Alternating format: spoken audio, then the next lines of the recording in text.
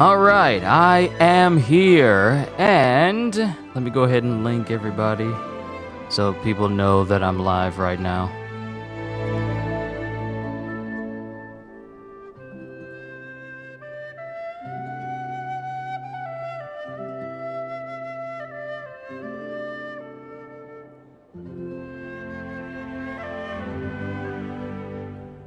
Good to see you there, Skeleton. How's your day been? Hope all has been well with you.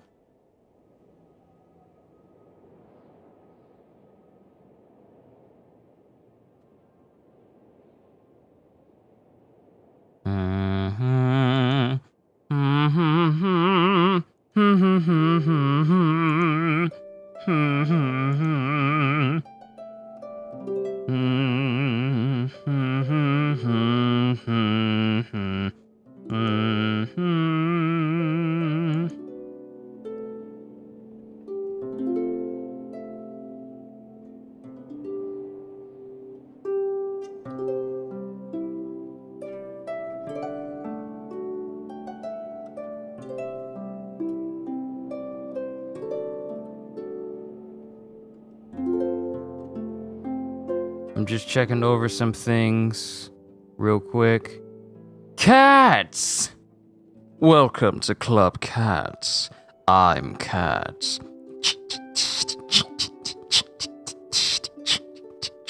Good to see you! Welcome to another stream. This is going to be a chill stream today. Just going to be messing with Genshin, because I was talking to Gajil last night, because we were both looking at, like, concept art for Gotham Knights, and I was like, how is it that Batman Arkham Knight came out back in 2015, and it was running on Unreal Engine 3, and we have Gotham Knights running on a older, newer engine. Well, on a newer engine. Why did I say older, newer? That's double negative. On a newer engine, but it doesn't look as good as Arkham Knight. So we were just talking about that for a long time, and then he brought up me not having touched Genshin in a while because we did the Liyue Crisis, and I got these different missions where I gotta do a Teapot mission and stuff like that. So it's just gonna be a chill stream today.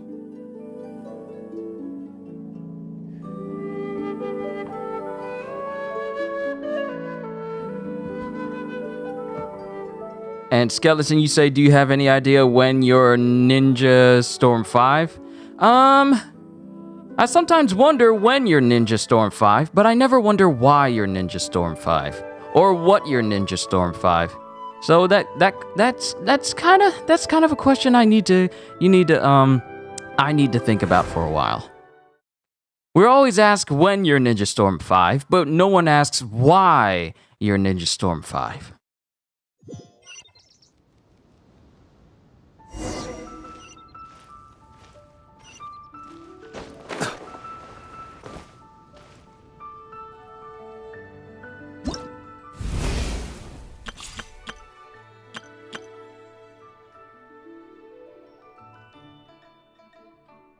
So this is the mission that Gajil told me that I need to go ahead and complete. A teapot to call home. The crisis looming over Liyue Harbor has calmed, and it's business as usual in the city. However, Madame Ping, the flower admirer for Eugene Terrace... Wait, you're gonna let me read that? There we go. Seems to have something more to discuss with you. Have I finished Storm 5 on my own time? No, I haven't touched it since the last stream I did. I'll get back to it eventually. Still waiting for more votes to come in for the next big game that I'm going to be playing again on my channel, because since I'm done with Metal Gear Solid 5, the next game I want to work on are some more of my backlog games that I've had, including my Switch games, which is why I recently put up a poll in the community tab for the two games to me go through, Astral Chain and The Legend of Zelda Breath of the Wild. And so far, the majority of the votes are leaning towards Zelda. Well, leaning towards Breath of the Wild. So, we'll see how things go by the end of the week concerning that game. But before that happens, I'll more than likely dive back into Ultimate Ninja Storm 5, just so I can run through that and complete that as well. So, let's complete the quest. A teapot to call home.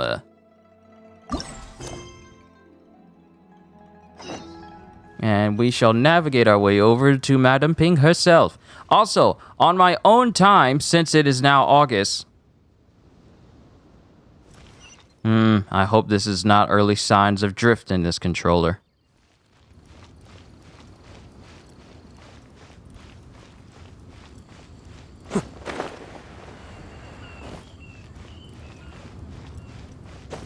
Oh, right. I completely slipped my mind what I was about to say. On my own time, since it's August, it allowed me to go into the shop and pull some more people. And the new people that I've added to my roster was...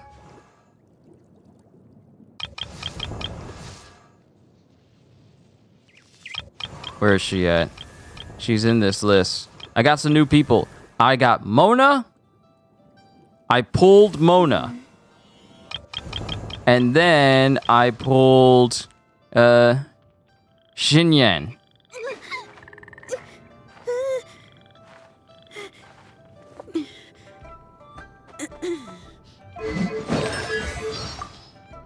Xinyan's the name and rock and roll's the game. And I'm the only one who plays it in Liyue Harbor. Been thinking about staging concerts elsewhere lately, but...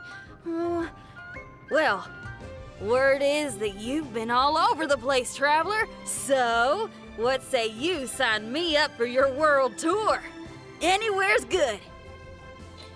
So I got Xinyan, and then Mona was the next one that I got. I am astrologist Mona Magistus, meaning the great astrologist Mona. If it is divination you seek from me, then I ask you respect my name by learning it wholly, here and now.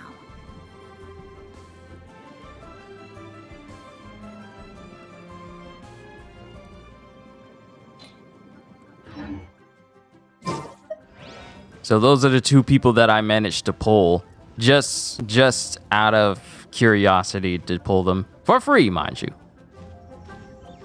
Ah, children, come. You've arrived at just the right moment. I've been looking for you. Oh, what is it, Granny? Need any help? Oh, no. You've done so much for Liyue Harbor already. I could hardly ask for more.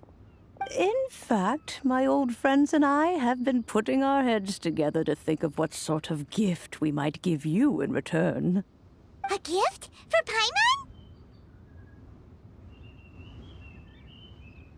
Paimon? You're too kind. Oh, child, you are so very modest. Uncommonly so, even. But you mustn't decline this gift. I simply won't allow it. When you traversed my old teapot in search of the cleansing bell, I heard your little friend mention that you often camp out in the wilds. That simply won't do. Especially since I imagine you still have a very long journey ahead of you. Fortunately, I have not yet grown so old as to see my subspace creation abilities atrophy. Oh, subspace creation abilities? So here's the thing that I like. So I like different types of powers in media. And the types of powers that stick out to me are those that basically defy the laws of physics. Let me explain. So when a person says that they can manipulate time and space, that's an ability I find really cool. Sure, you have invulnerability and classic laser vision or super strength or super speed, but I feel like people who have the ability to manipulate time and space or have like what she describes as subspace creation, that is incredibly versatile to me because, say for instance, Palkia, I believe, or is it Dialga? I think either one of those Pokemon. I forget which one was the Pokemon of time, and then the other one was a Pokemon of space. The Pokemon of space, that type of power is very, very versatile when you think about it, because the ability to manipulate space, any sort of space, any sort of expanse, is incredibly overpowered. So, for instance, when she says subspace creation, I believe she means like when we go inside of the teapot, it seems like there's an entirely different size domain inside there.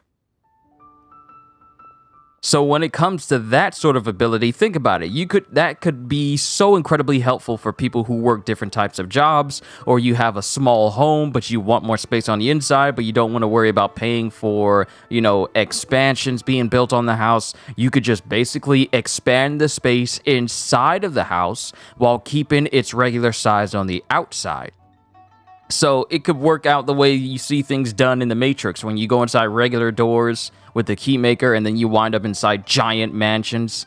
The manipulation of space is a very broken ability that I find extremely cool. And I'm actually surprised we haven't had a game where you could actually manipulate that or use it as a weapon, or it's a gameplay mechanic, aside from Ratchet & Clank Rift Apart, which does very well in showcasing that type of ability. But it's not really ability, it's literally you just going through different separate dimensions. Oh, did my friends never mention that to you? Well then, it is a blessing we old folks once received from Rex Lapis, part of our illumination, if you will. I will not go into too much detail, but subspace creation is the ability to create a small, autonomous pocket world. The teapot that you entered previously was a little trinket created using that ability. A trinket, you say?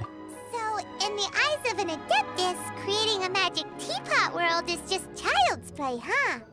Oh, indeed, the teapot is nothing to boast of. One such as myself must depart from this realm to create a world of one's own. Rex Lapis, on the other hand, moved mountains and seas. That is what one might call an exercise of true power. But that's enough nostalgia for now.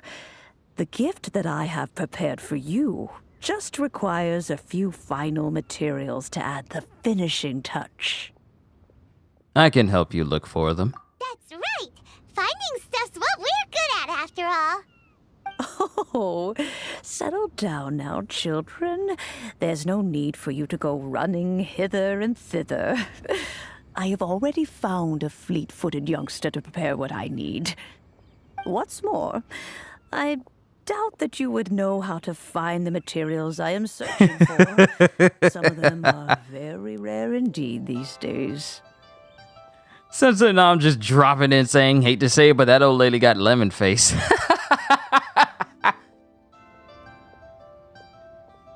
Oh, no. And what are those, if I may ask? Well, for starters, I require some shimmer soil from the banks of Dihua Marsh. Back in the day, it could only be found where the glazed lilies thrived most profusely. You would have to dig downward, following the roots of the glazed lilies, and if you were lucky enough, you just might find a small patch of shimmer soil there. But almost no one has been able to find shimmer soil in this manner since Dihua Marsh came to be the way it is today. Even more difficult to find is smaragdus jadeite, which must be chiseled from the rock of the chasm. Or so it used to be. Ever since the Blackcliff Forge opened for business, they've slowly but surely stripped the mines all but completely bare of it. In any case, smaragdus jadeite is an adepti treasure, and the adeptal power within is not something that most humans can withstand. Yo, Vito, good to see you. Contact with it is, in fact, Diving back in to more Genshin. Goodness knows if that child will succeed in finding these items. Who's this child? Well, since you're an adeptus, Granny, the person you asked for help, they must be an adeptus too, right? Yes. I suppose she does count as an adeptus. She counts? How come there are so many adepti in Liyue Harbor? We seem to bump into them all the time. It feels like even when you go out to eat, you could be sitting next to an Adeptus and never even know it. Oh, maybe so. At the gym, so you need to multitask. Don't let me distract you from getting them My gains. old friends are rather fond of mundane mortal life, after all. I'm back, Granny. Oh, I know those boots. Allow me to do the honors. This child here is Yen Fei. She's the one helping run some errands for me. Yen Fei, I believe you already heard of the traveler and his traveling companion. of course, who hasn't? Much has been written about you in the Millilith's records. You became one of Liyue's most wanted after the Millilith marked you as a suspect following the incident at the Rite of Dissension. After which, you fought off the Millilith at Julian Karst and made contact with the Fatui. Before finally defeating an ancient god together with Granny and her associates, and subsequently being cleared of any and all suspicion by the Chiseng. What a shame. What you mean a shame? A shame. A shame that we didn't meet sooner. Oh. If we had, well, I can't say that I would have been able to clear you of suspicion immediately, but it certainly would have been less, embarrassing for you. Allow me to introduce myself once more. I'm Yenfei, a legal advisor. Got a legal problem? You can come right to me. Oh, yes, here's my business card. You'll find it has my contact details and office address. Keep it handy. If you have an urgent issue, just leave me a note at this address. Oh, and I almost forgot to mention, I offer a very generous discount for first-time customers. All right, Yenfei, all right. Let's get to the business at hand. I do not think these two are in any dire need of legal assistance at the moment. You'll have to excuse Yenfei. She's always been like this, ever the talkative one when it comes to her own affairs. So recently, my list of games that I've really been looking forward to this year has moderately decreased because I'm no longer interested in Gotham Knights because it just looks like another Avengers game. And recently, yesterday, Marvel's Midnight Suns, which was a game I was a bit skeptical about at the beginning because it had card combat, but I've gotten over that and I was actually really interested in playing it. That game has been delayed into next year. So the games that I were planning to play in October has decreased to basically just one. Bayonetta 3, which means that in the month of October, I'll be playing both the first Bayonetta and the second Bayonetta, leading up to the third Bayonetta's release.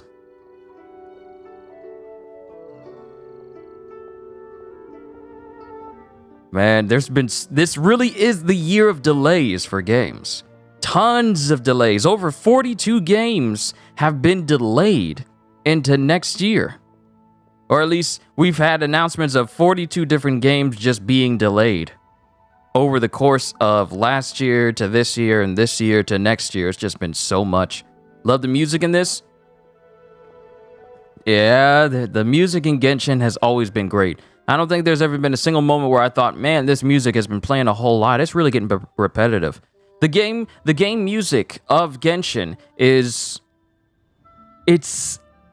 whoever composes this music has done a great job of making it so that the music itself does not get grating to the ears. Because I hear a lot of game music in a lot of games that I play, and it just gets repetitive a lot. Some of which are... I forgot to put my phone on silent again, my apologies. Some games tend to have their music always playing the same way every single time, but... Genshin's music... it can be real soothing, and then when you're in battle, the music doesn't get so repetitive, so it's like, wow, I wish a different type of music could play. That's how good it is. The composer's the best part, waiting for 7 Deadly Sins Origins. Cat, so am I. I am anxiously waiting on 7 Deadly Sins Origins, because if it's going to be anything like Genshin, but in the world of the 7 Deadly Sins, and give us the power of Meliodas, or Escanor, or Merlin. Ooh, can you imagine being able to play as Merlin and her power of infinity? Or playing as Ban and his inability to die? How are they going to do that? If you could play as Ban, Because you can clearly play as Meliodas. But if you could play as Bon, how would they bring in his immortality as a gameplay mechanic? Because he essentially wouldn't be able to get killed. Think about that. If we're going from the storyline before the end of the series, he basically cannot be killed at all. And then you have Escanor. How are you going to give us access to Escanor? Wouldn't it be crazy if the mechanic, if they have day and night? Do I have a Discord? Yes, it's in the description. I link my I have it in my description for all of my videos. So if you feel like joining the Discord, it's right there. It's been up there for quite a minute. Maybe he's tanky, maybe. Then you got Escanor. If they have a day-night cycle in 7 Deadly Sins and it lets you play as Escanor, will you only be weak Escanor during the night? And then as soon as the sun rises, you become a muscular Escanor until you reach the point of midday where you briefly become the one? Or will they just allow us to play as muscular Escanor regardless of the time of day? That seems more in line with the gameplay mechanic, so people don't feel like, hey, I'm beating this boss, and then as soon as it gets to evening time, oh no, his power's decreasing, and then it's midnight, and then you're basically at your weakest. Or 11:59, and then you're basically at your weakest. There's just so many things to consider, because when you see the 7 Deadly Sins series as a whole, there are a ton of people who are just mad broken. And it's not just the 7 Deadly Sins. Imagine if you could play as the Commandments. Imagine if you could, and like Kat says, imagine if you could play as Jericho, or Gilthunder, or Arthur, Zeldris, Esterosa, Melascula, Galen, like all these different people. Not just the 7 Deadly Sins, but a lot of the powerful people we've seen over the course of the series. Imagine if they go the gacha Genshin route. That could work out. We just have to see. Now, on the other side of the spectrum of games, I don't know. I know a solo leveling game has been announced, and we even had a trailer that released last year, but I don't know if they're still going to release it because of the passing of the sole illustrator for the entire series. I don't know if they're still going to push the game out, because Dubu, which is the pinned name of the illustrator of the solo leveling series, he passed away. And he was the only person who was drawing for it. So it makes me wonder who else. I'm not even saying someone else could fill in the role, but with that game, with him being the sole person given like the designs and everything, I don't think there's anyone. I don't think he had an understudy.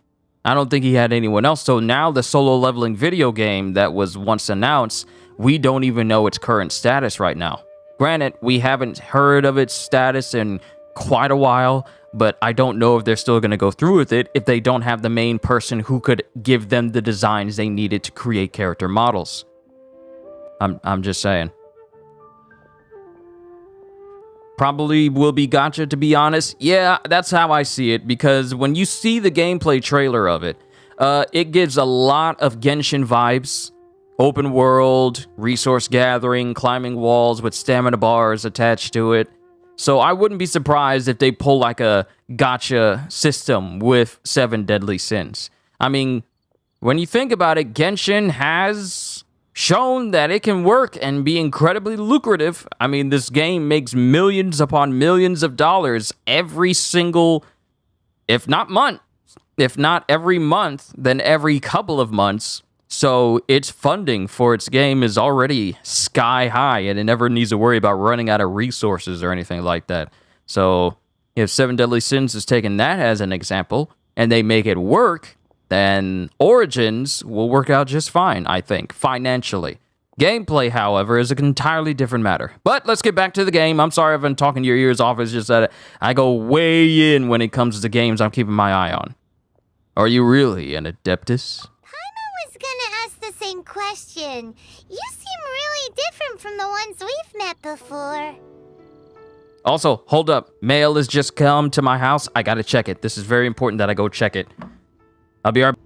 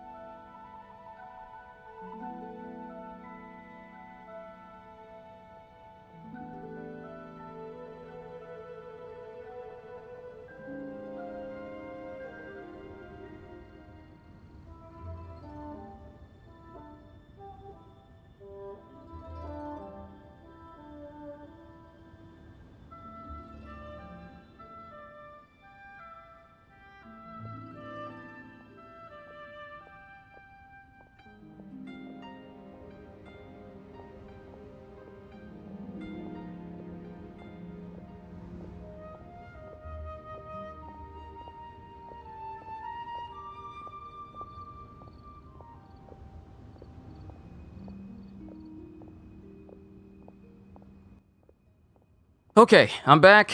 False alarm. It was just a flyer.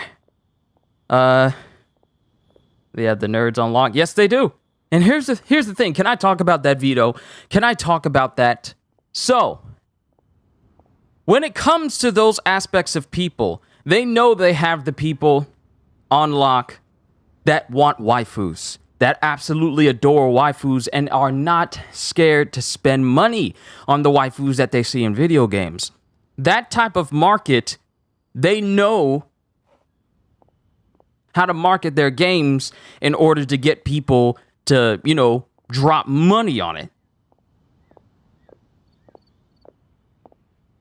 And then you have other game developers that see this and be like, nah, we're not going to do that because we don't want to be seen as degenerates.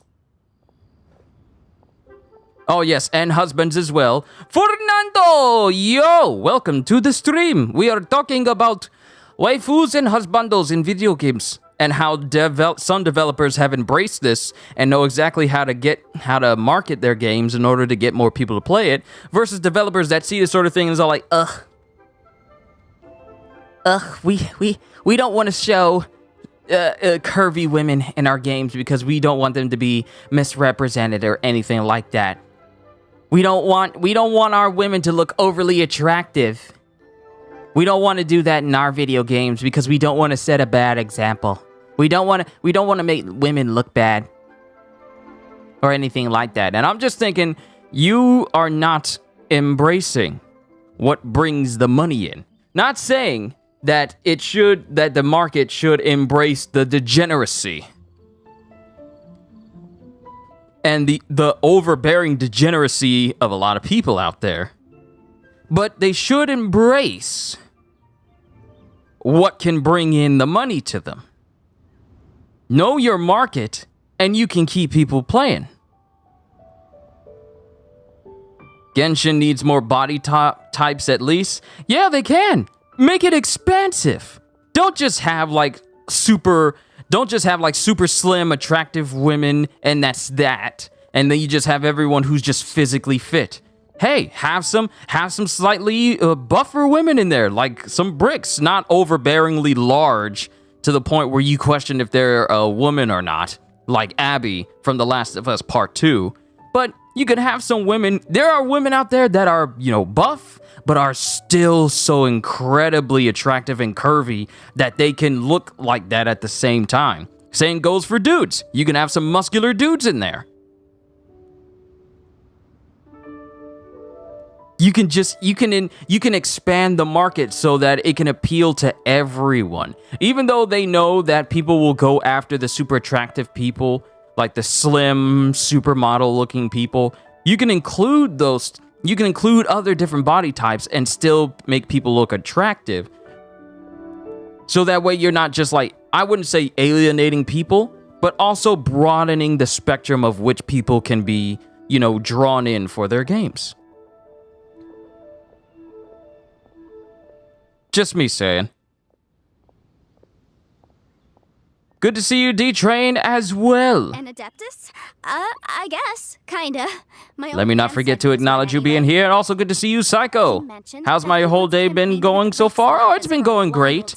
I'm kind of upset about one thing. He went back and married my mom. They had me, and once I was all grown up, the two of them upped and left on a journey, leaving me with Granny here.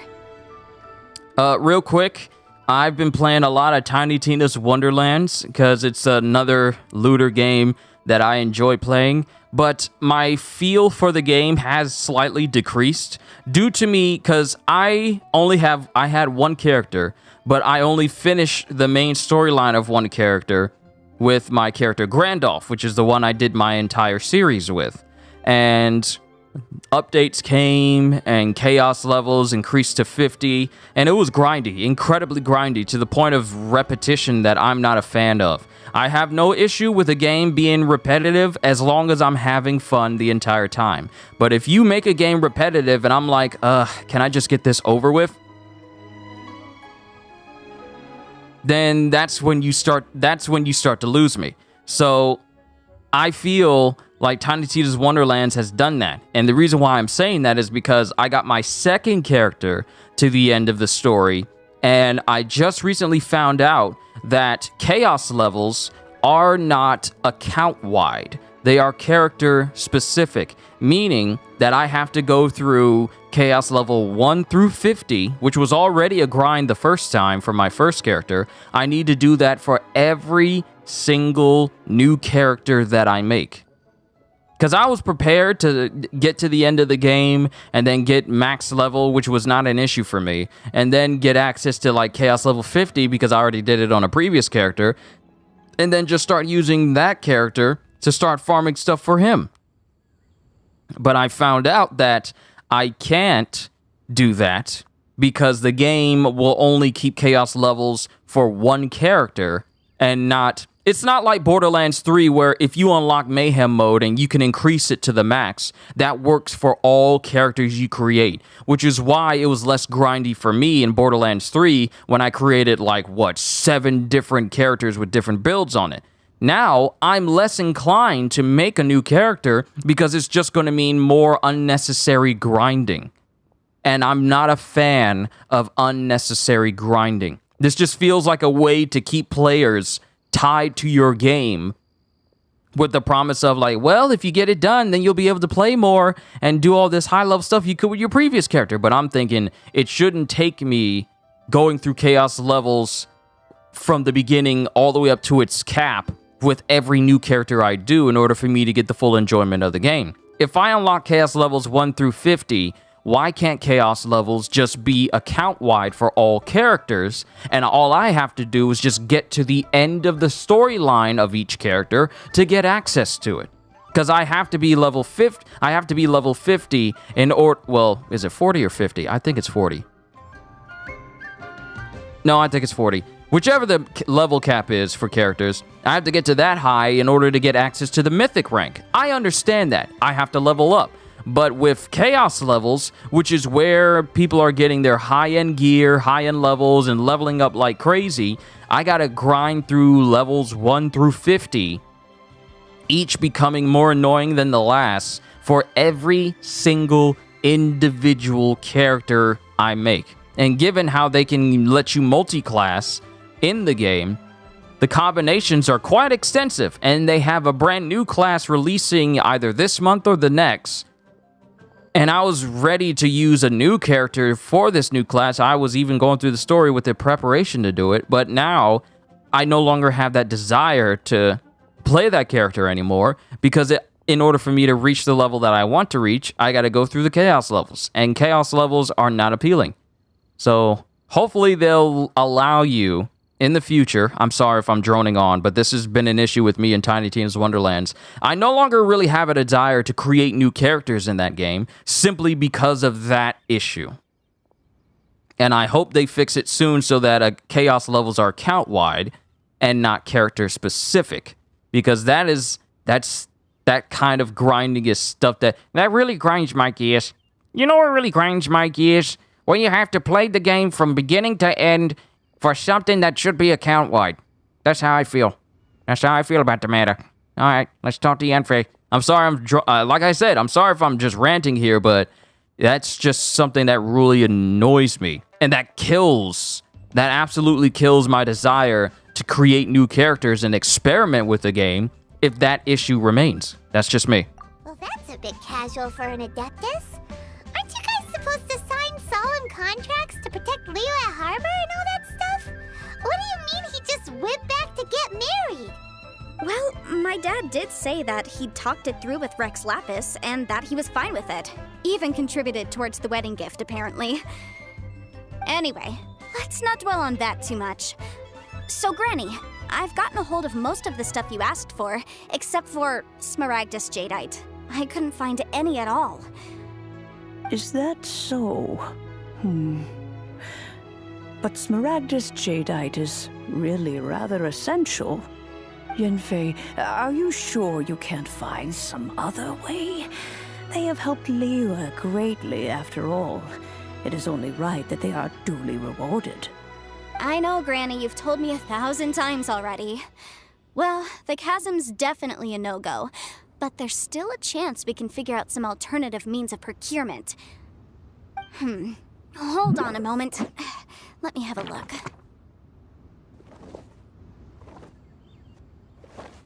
Whoa, that's a really thick book. What kind of things do you write in there? Commercial consultancy. Or Snezhnaya. Ah, found him. Crossel. A Snezhnayan merchant who once came to me with some legal queries on certain articles in the legal codices. If my memory serves, all of them had to do with rare ores. He mentioned that he was considering acquiring some smaragdus jadeite to make hairpins, and wanted to know if there were any legal ramifications that he should be aware of. Said he was planning to sell them in Snezhnaya. So, I guess I'll go look for him. With any luck, he'll have gotten his hands on some smaragdus jadeite, or might have an idea of where we can find some. Oh, you want to join me? I suppose that's no problem, but it's best if you just stand by and watch. If you try to get involved, you'll only risk placing yourself in legal jeopardy. Wow, an Adeptus imploring us to avoid incurring legal liability. Well, that's a first for sure. Best we be a little more careful than usual while we're with her.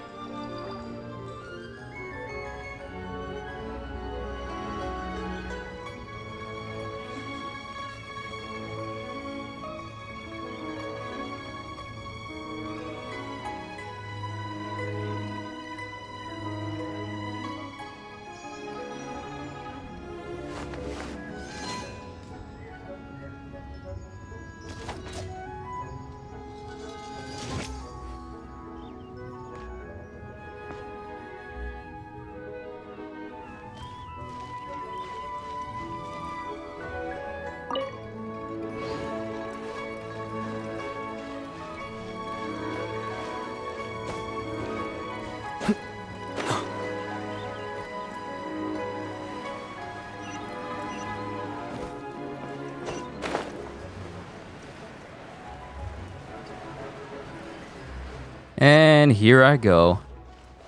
Not unmuting my mic when I really should. But Vito, you say your friend got C6 Zhongli because of her husband, and I'm thinking that how many primo gems would that have been to get Zhongli to that extent?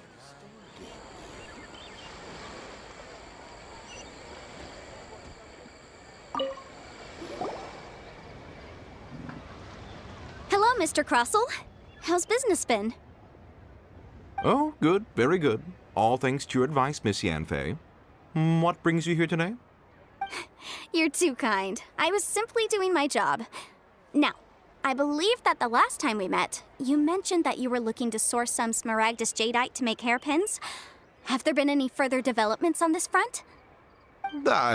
Well, yes. As a matter of fact, in the end, I did acquire a small piece of smaragdus jadeite and had it fashioned into a pair of hairpins. Miss Yanfei, might I presume that you have an interest in the hairpins?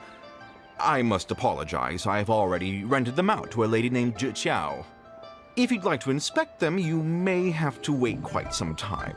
Wait, isn't smaragdus jadeite really rare? Aren't you worried about the hairpins getting damaged or lost while they're being rented out? No. Oh. Because I signed They're a both contract with whales? Miss Zhi Keep for trying to get her not to? Ah, yeah, it's difficult. This game is famous for turning people into whales because of the I husbandos. included a clause that guarantees the smaragdus jadeite is genuine, with a penalty of 10 times the item's value payable by me to Miss Zhi. They are famous for turning people into whales. They used to be minnows. Used to only wait until maybe a month or two later. Then they turn into whales as soon as they get the characters they like. It's that dopamine. It's that dopamine feeling. That feeling of getting like, oh snap, I got a high-ranking person. Oh, I feel good about myself. Ooh, maybe that means I should go for it again.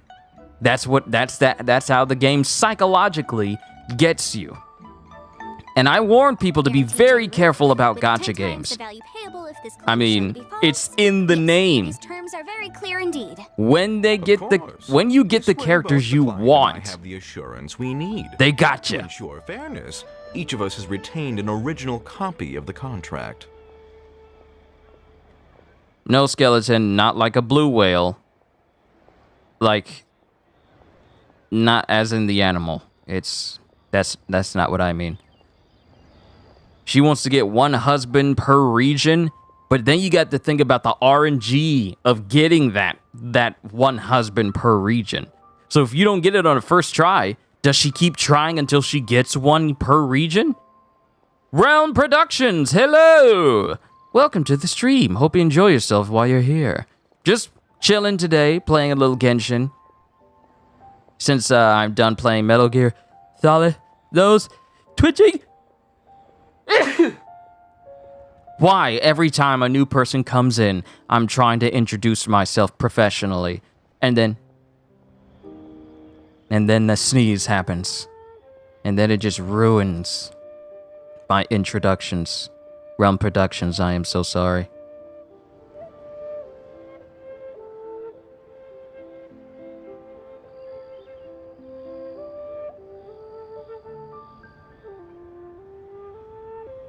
She got C3 Ayato now, C6 Ayato on his rerun for sure.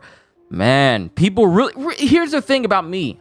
At the most, I am a casual Genshin player. I can count on my hands alone when I actually put money into the game because I saw a character I really, really wanted. That was for Raiden Shogun, Yae Miko, Kamisato Ayato, Zhongli. Zhongli I actually got by accident. And then there's Yelan. It's fine. How's my day going? Oh, it's going great. Fantastic. Everything's going great. A lot of good things are happening for my family right now. I will not go into details, but it's just been a blessing. And, well, I'm here streaming. So any day I get to do my job, because this is my full-time job, I'm happy to say, anytime I get to do this is a happy moment for me. I really don't have any place to complain about anything. I'm just thankful. I'm not a hard guy to please, but anytime I'm able to do something like this, such as doing game streams or regular live streams for all of you, hey, it's a day well spent. In that case, might you know where Miss Chow lives? We'd like to pay her a visit and have a look at the hairpins. Oh, of course. She wrote her address down when we signed our contract. Here, I'll mark it on your map for you. Thanks a lot, Mr. Crossell. We'll be off now.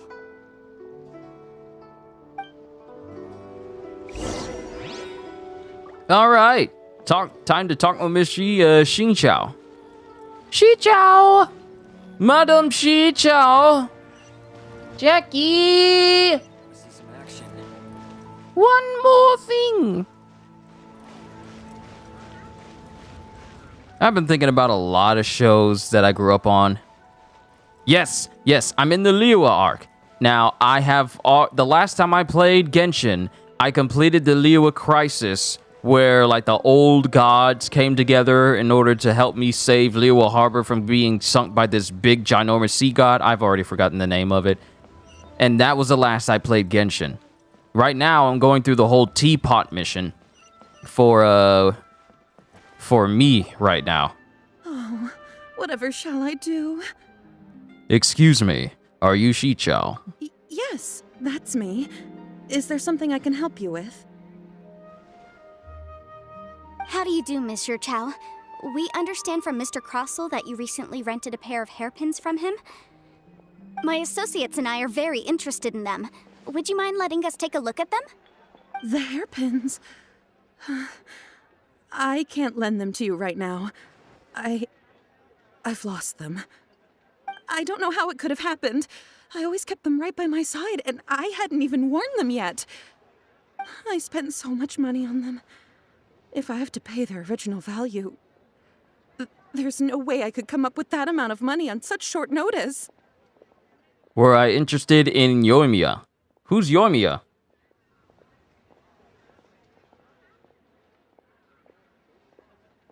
Hold on, let me look up who Yoimiya is. Good thing my phone is fully charged. Well, partially charged. Well, more than partially charged.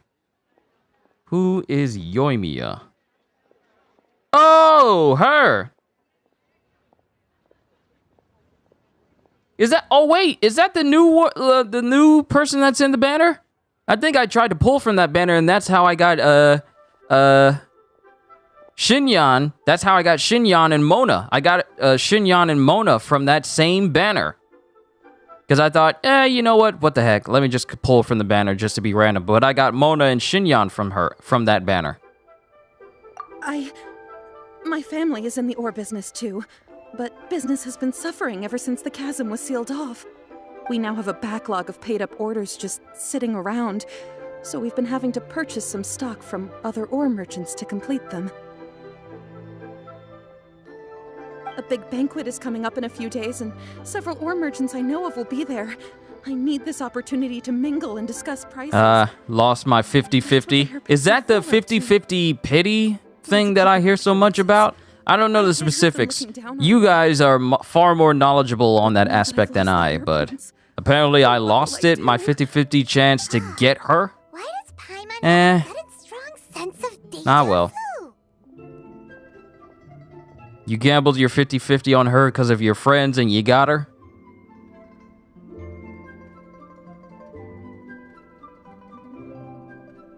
Maybe because this is the part where we say we can help. Yeah, 50-50 pity. Oh, okay. Would you really? I sent a commission to the Adventurers Guild, but I haven't heard anything back from them yet. Hold on. Don't run off looking for the hairpins just yet. Miss Chow, would you let me have a look at the rental contract you signed? Huh? Well, I mean, sure, I have it right here. Here you are. Let me see.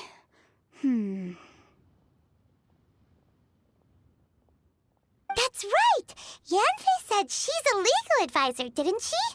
Maybe she can help Juqiao somehow. That would be a little unfair to Crossel.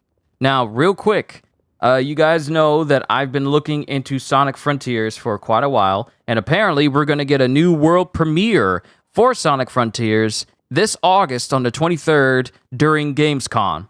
Jeff Keighley just announced it, and yeah, I'm definitely probably going to... I might do a reaction to it just so we can see more of it. But yes, yes, it's true. Sonic the Hedgehog is coming to Gamescom opening night live. Tune in live on Tuesday, August 23rd for a world premiere, new look, and news about Sonic Frontiers during opening night live. That's going to be happening. That's going to be happening at 2 p.m. Eastern Standard Time. So I'm definitely marking that on my calendar so we can finally get some new Sonic Frontier news. Hopefully that means we also get a release date for the game as well. Pity system, 75 to 90 pulls is a guaranteed 5-star. 50-50 losses when you don't get the 5-star on the banner. After you lose your 50-50, the next 5-star you get is the one on the banner. Correct me if I am wrong. If that's the concept, then it's no wonder people take that into consideration whenever they're doing pulls.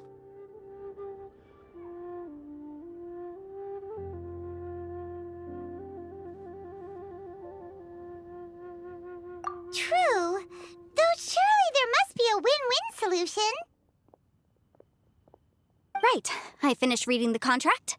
The terms are very clear, and they do indeed stipulate that you must pay Mr. Crossel the original value of the hairpins as compensation for the loss. Wow. So that's how Furthermore, people the stipulate how contract they're also going to get the expressly characters or states that not. The amount of compensation Interesting. must take current market prices into account. Learn something new every day. And At least given the I do. rarity of Smaragdus Jadeite, I fear that the final amount of compensation may end up being significantly higher as a result. Even higher? Oh, no. Uh-oh. Juqiao looks like she's about to faint. However, all of this is assuming that it is indeed genuine Smaragdus Jadeite that was inlaid into the hairpins. Did you really have to pause before saying that part? Anyway, the hairpins are lost, so how exactly would we be able to find out if the jadeite is genuine or not? Whichever way you look at it, we've got to start by finding those hairpins. Saving for guaranteed pity for the next 5-star you want now. So that's how people do it. Except I understand. that if we found the hairpins, there'd no longer be any need to check whether the jadeite is genuine, would there? Seems right. So that means that the way they have it set up for weapon banners, if you get the 5-star that you weren't intending to get, then the next one you get will be the 5-star that you intended to get. That explains it. But they don't have it set up that way for characters. Ah, I get it. I get it. Please. Please, Don't trouble yourselves over this. The fact is, I lost the item, and I should pay compensation per the contract.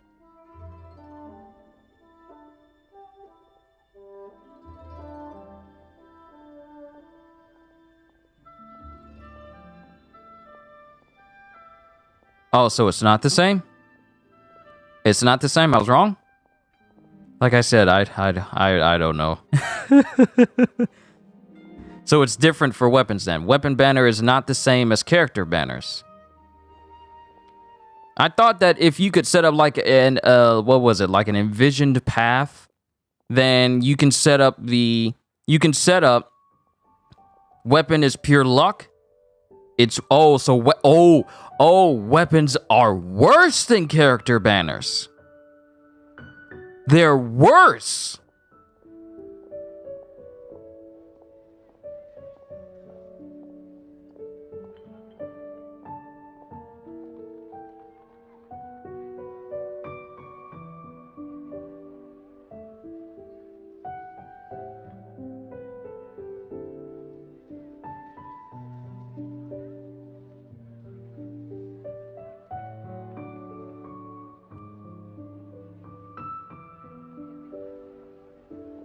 You set a path, yeah, but you have to lose your pity twice to get what you want. So you wind up losing twice as much as you would have with a character banner just to get a weapon. Oh, that's devious. That's devious. Wow. No wonder I don't go after weapon banners that much. Actually, I don't really go after them at all. No wonder a lot of money if you don't get what you want. Yeah, you wind up using up twice as much money trying to get a weapon that has far worse RNG than the character banner.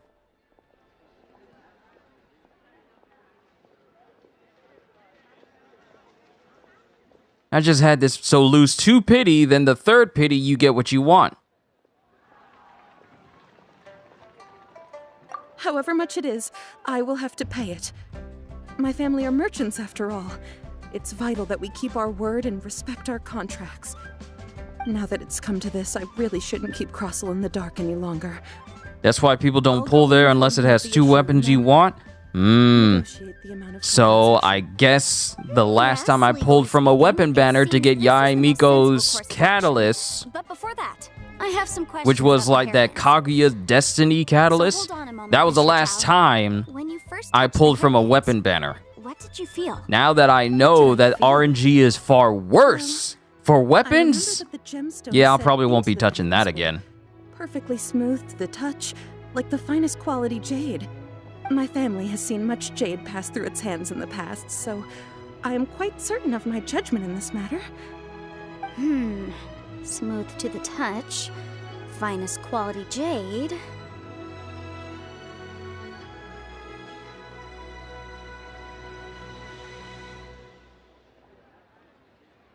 Is something the matter?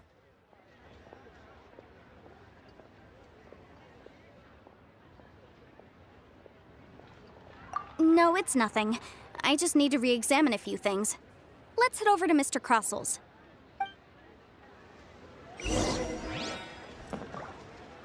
All right, so my current rank is 29, so I'm far lower than the rest of you.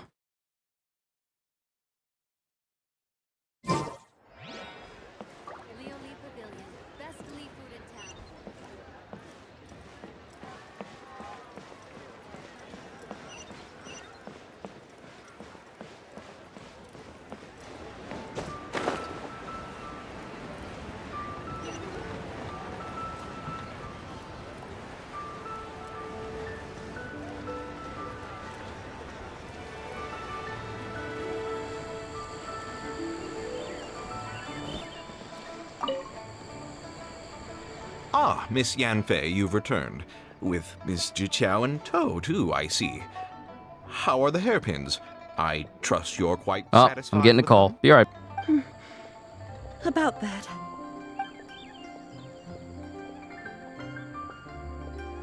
You lost them? Are you serious?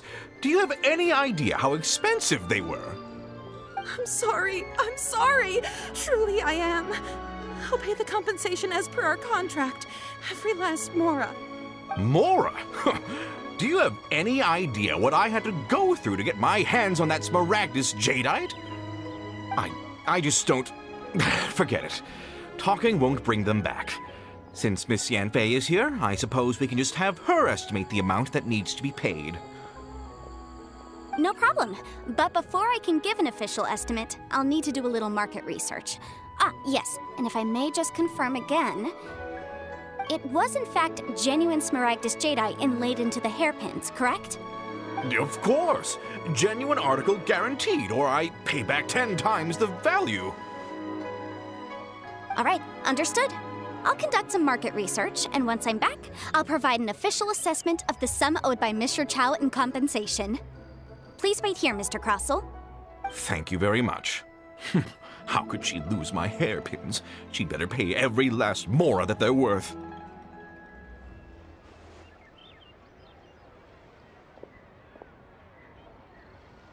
Looks like I'll have to find some way to raise that money. Please wait, Mr. Chow. I have something to discuss with you. It's not convenient to speak here, so let's find somewhere that we can sit and talk in more detail.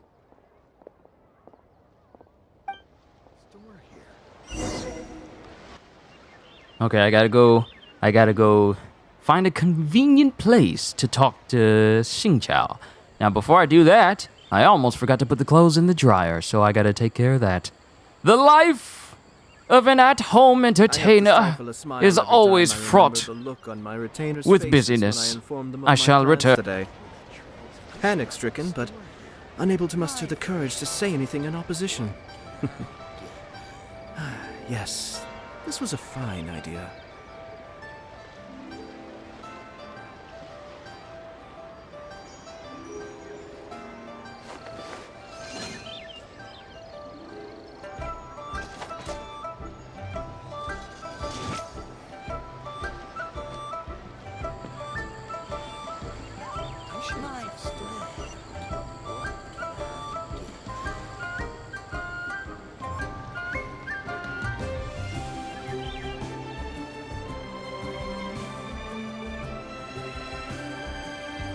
I'm sure I've forgotten something. Not to worry, I'll simply send someone to fetch it. As soon as I remember what it was.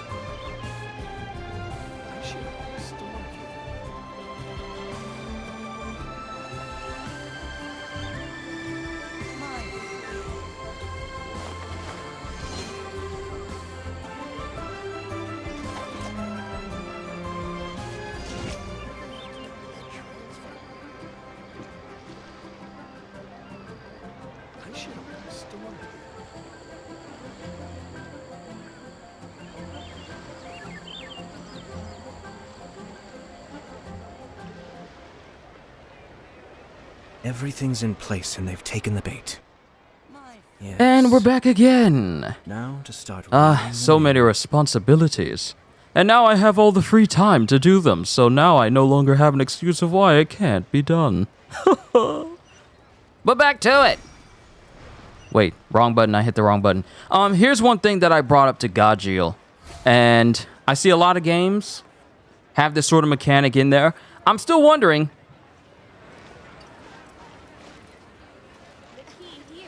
Dang, Primordial Jade. Yeah, I pulled the Primordial Jade. Actually, I think I have two of these swords. Actually, I have two of these. Let me show you my weapons that I have thus far. I have the Rain Slasher.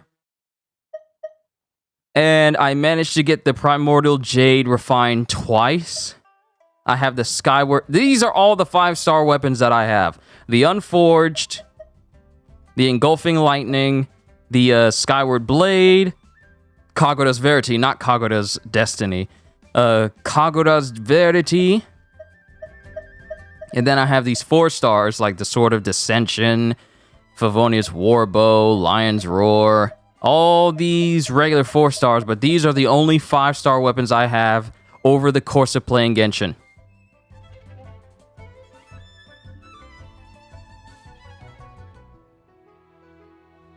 Question, has anyone pulled LR Super Saiyan 4 Goku and Vegeta that transforms into Super Saiyan 4 Gogeta? When you turn into Super Saiyan 4 Gogeta, he's so broken even with no copies.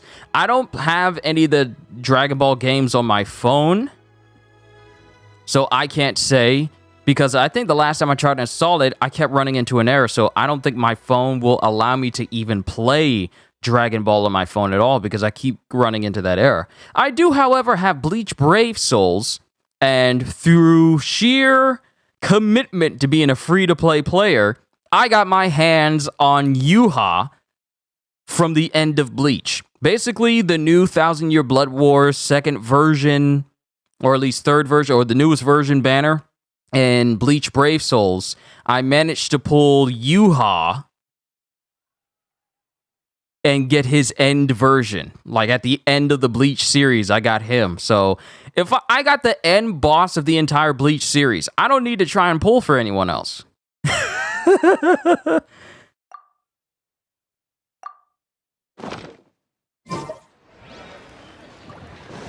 But I was talking to Gajeel about the combat system in Genshin.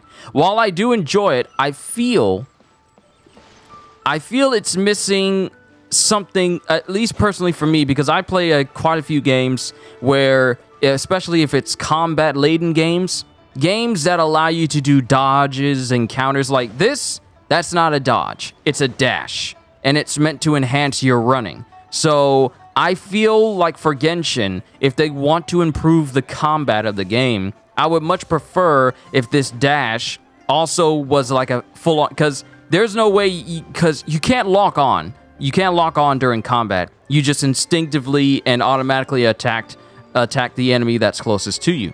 But I feel what would enhance the combat of Genshin even more is if they had the concept of combat dodges. Not just regular dashes, but combat dodges. So when I'm in combat with someone, instead of just doing a dash forward, I can do a dash to the side. Or a dash, or not a dash, but a dodge to the side, or a dodge backwards. Or maybe even have like a last-minute perfect dodges that work the same way as Honkai Third Impact. Oh, right, I forgot I was supposed to call back my mom after 5 minutes. Dang it, I forgot.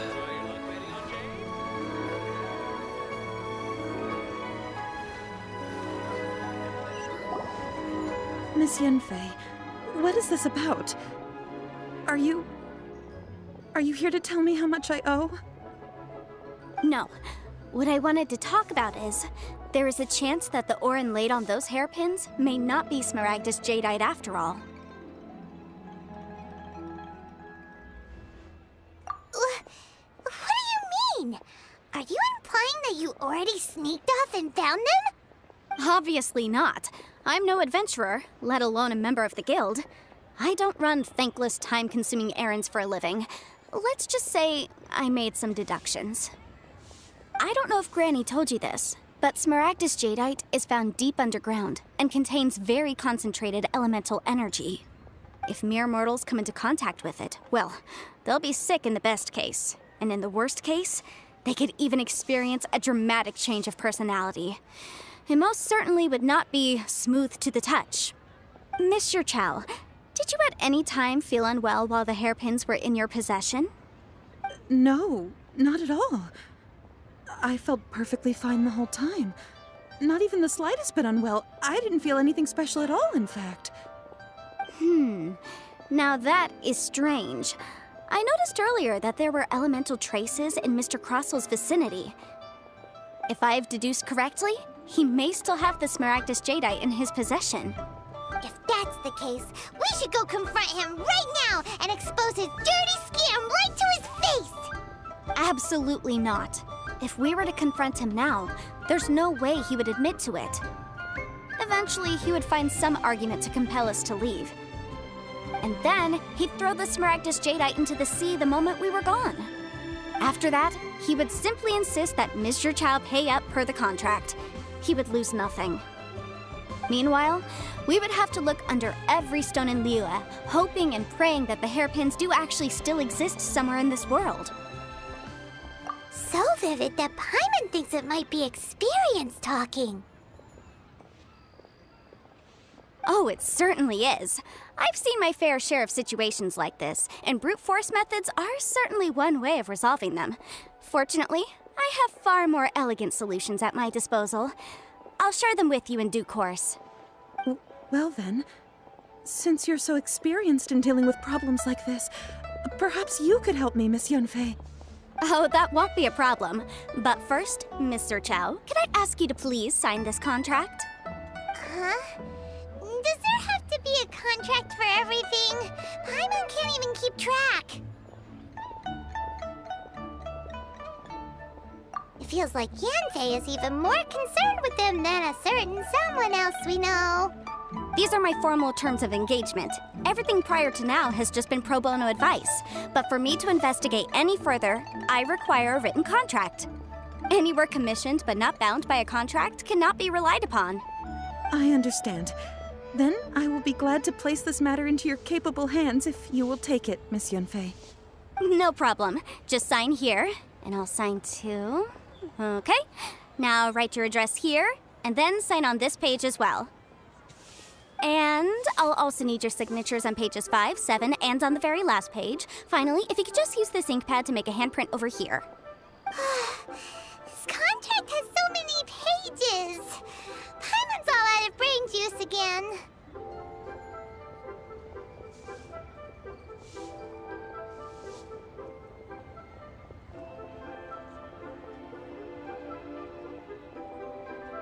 All right, that should do it. My fees are the same as always, and they're written in the contract. Have a look through and let me know if you have any questions. I've had a read through.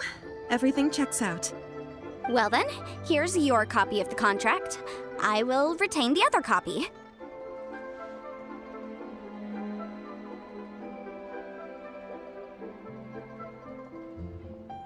Not for now, no.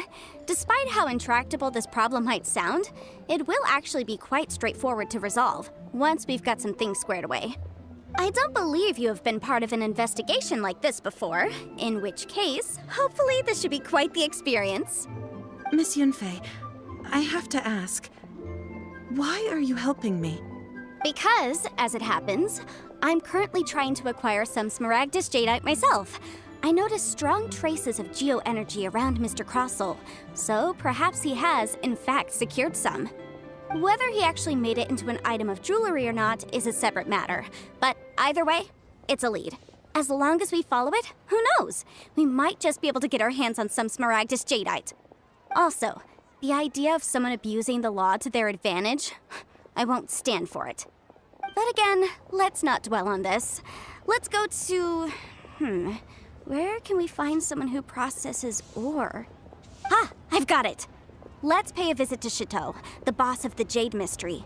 He's a professional when it comes to working with stone and ore. If Mr. Crossel had his ore worked on at all, Chateau would undoubtedly have been his first choice. Oh, dude acting suspect. We gonna find out what's he doing. Now we got to speak to your boy over here. Hey, remember me? Remember when we were here with Zhongli, and Zhongli kept tagging along with us, and he ain't had no money.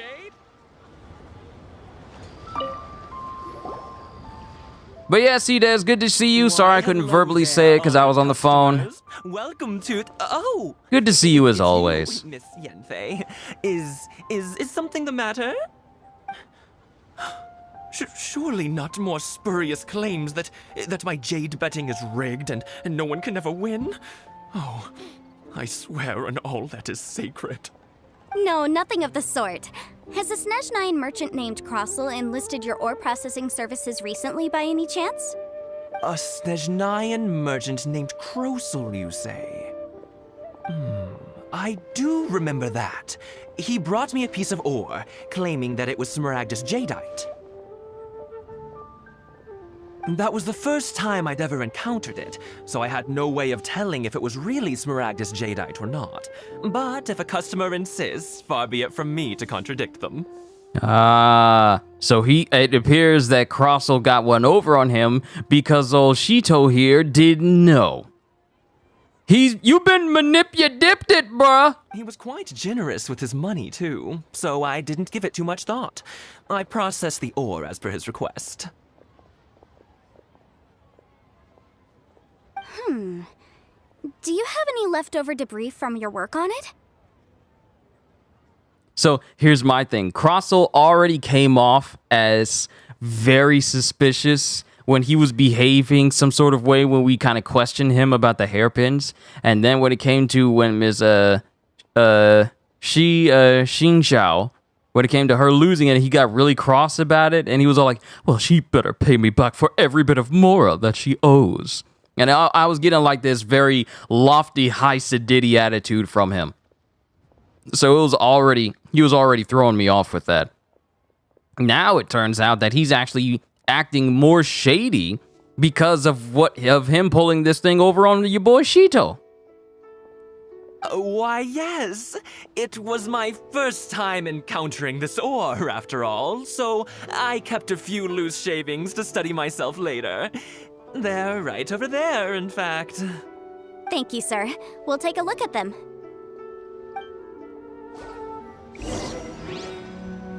All right. Now we need to look at the debris, and it's right there. I don't know why I keep getting distracted by the purple marker over there, because that has nothing to do with the current mission that I'm going through. Try your luck betting on Jade? I'm sorry, I didn't mean to just run up on your desk like that.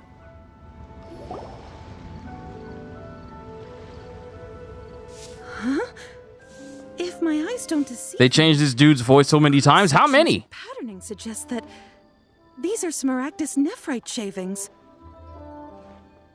Smaragdus nephrite? Yes. It's not particularly rare, nor is it especially valuable. It's used to make jewelry all the time.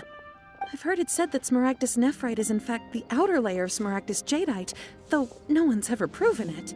See, I knew his voice sounded different, but I was thinking, it's actually been a hot minute since I heard his voice when Zhongli was with us. Because if I remember distinctively, his voice and vocal tone was slightly deeper than the way they presented it during this recent conversation we just had with him.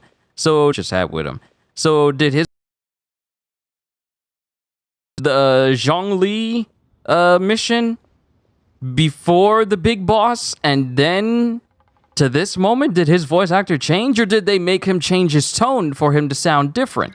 Because his voice was not that high. It was all like, well, far be it from me to tell a customer and contradict them. Beforehand, he had his voice like, far be it from me to tell a customer that they're wrong and for me to contradict them. He had like a deeper tone to his voice. They did the same thing with Baizhu.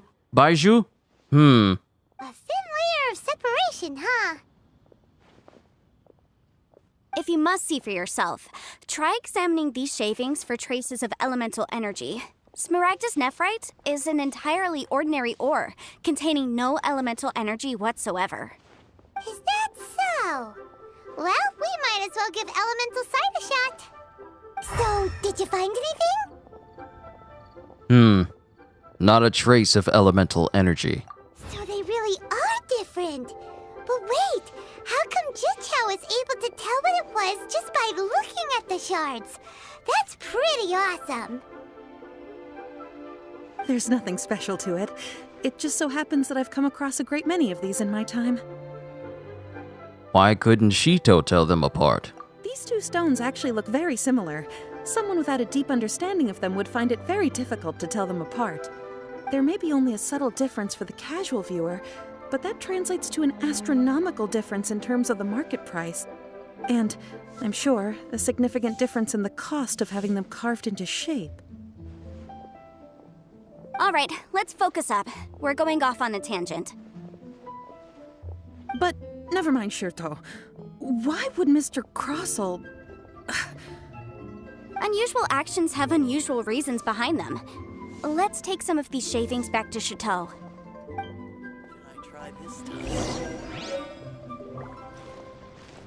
Smaragdimus nephritibifragdimaragadis. That is his full genus name. Smaragdidus neophritius. It sounds like something from Fantastic Beasts or the Harry Potter series. Oh, are you using the Avada Kedavra? Do you have your Smaragdus Nephirite with you? Harry Potter. Turn to page 74. We will be discussing Smaragdus Nephirite. That's exactly what it sounds like.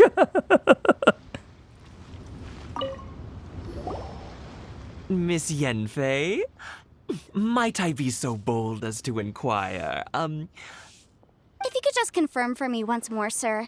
Mr. Crossell did indeed claim that the ore he brought to your store was in fact Smaragdus Jadeite, did he not? Yes, that's right. I still have a record of the job with me, in fact. Here. It says quite clearly, 1 chunk Smaragdus Jadeite, uncut. Then I have no further questions. But could I borrow the processing record and these stone shavings? Of course. But might I ask why you need them? Harry Potter, okay. Yes. Please sign here on this affidavit. This document shall serve as signed proof that these stone shavings originated from the, ore that Mr. Crossell brought to your store. Please read it carefully. Yes, I see. Forgive me for asking again, Miss Yanfei, but might I know the nature of the incident on this occasion? I wouldn't say there's been an incident, just a minor issue. Thank you, sir. I'll take these with me. With this hard evidence to back us up, Crossell won't dare try to deny what he did. On the contrary, this is far from sufficient to build a case. We need to find something a little more compelling. If you want to make jewelry, you need a professional jewelsmith. Let me think. Jewelry. Nope. Aha! Got it! Singxi. She often helps people to find a jewelsmith. Let's go pay her a visit. Well, that was quick. How come you know so many people?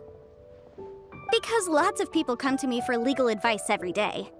As you know, Liyue Harbor is the city of contracts.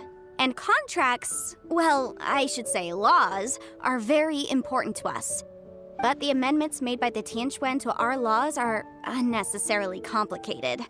How can I put this? It just seems like they're hard to understand and impossible to finish. As such, legal advisors like myself provide quite the popular service indeed. So you help them make sense of the law. But didn't you say that it's hard to understand and impossible to finish? Yes, well, that's no obstacle because I've memorized all the legal codices. You memorized them? You sound surprised. Knowing the law inside out is a legal advisor's bread and butter, you know? Well, isn't Yanfei? She's essentially the Matt Murdock of the game. The daredevil of Genshin. Master of law. Is this how Adepti become so adept at everything? Oh, this has nothing to do with being an Adeptus. I just like reading things. Me too. Again, with that casual tone. Well, that's that then. Let's go look for Singxi.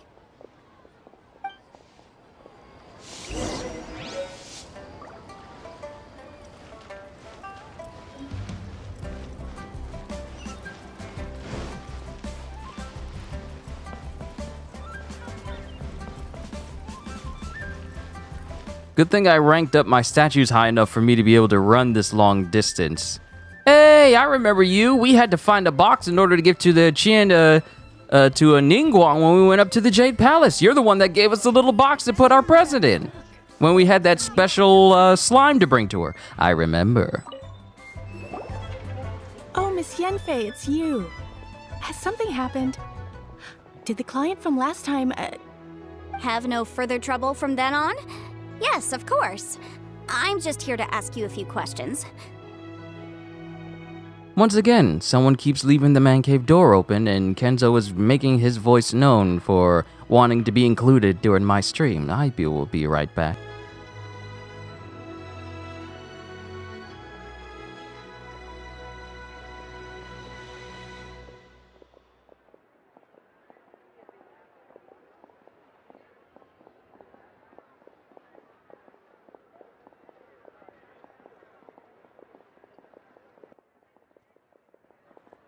Back again. Has a merchant by the name of Crossel asked you to put him in contact with a jewelsmith recently? Krosel. Yes, I remember him. He's a merchant from Snezhnaya, no? Yeah, he came to me with a chunk of something he called Smaragdus Jadeite. The design of the hairpins that he gave me was quite intricate, so it took me some work to find someone who was up to the job. Eventually, I found an older jewelsmith who made them exactly according to his specifications. This order was on hold for a very long time, and only completed quite recently, which is why I remember it so well. Doesn't seem like there's any evidence to be found here. Miss Inksy, I'd like for you to confirm for me once more.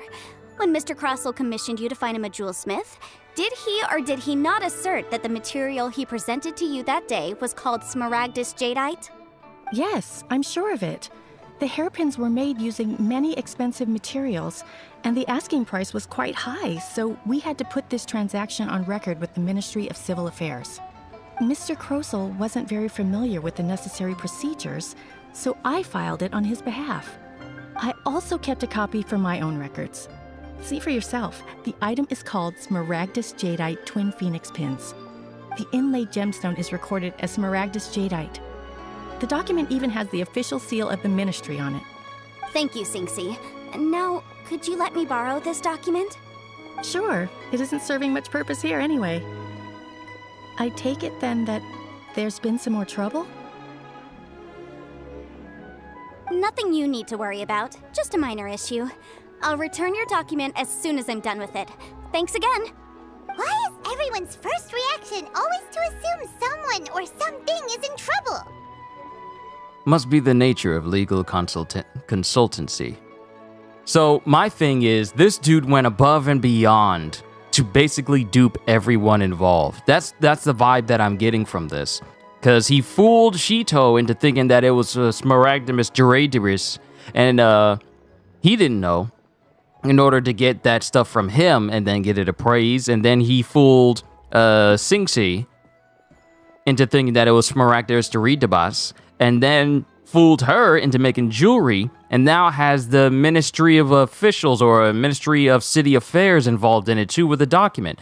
This dude actually created a paper trail heavily implementing him in this debauchery. I believe we have almost all the evidence we need. We just need to make one last trip. Let's go to Boo Boo Pharmacy to speak with Dr. Baiju. Baizu? The weirdo with the snake around his neck? Oh, I remember him. Him for? I remember him because I only got a little chance to speak with him because the game was going into maintenance mode for its next update, so I didn't get a chance to fully enjoy the conversation when he was first introduced after looking for the coconut milk for Chi-Chi. I remember him, though I vaguely remember the conversation because I was rushing. It was literally a minute I had to try and skip through the conversation because maintenance was going to shut down the game for like several hours. Because only he can provide an authoritative statement confirming that Smaragdus Jadeite is harmful to the human body. Once we have this final piece of evidence in our hands, we can wrap this case up. So this dude went out of his way to sell off this so-called high-quality jade, and it's actually harmful to people.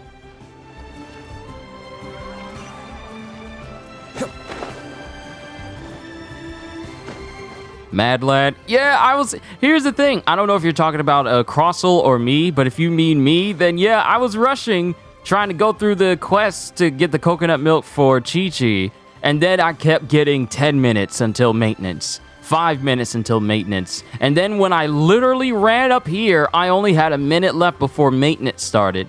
I skipped through the conversation and managed to get to the top of the area where Zhongli was waiting in order to get the rite of dissension started. And that's when the game cut me out and logged me out and says like, hey, we're in maintenance mode right now. So I couldn't really even enjoy the conversation of meeting Baizu the first time.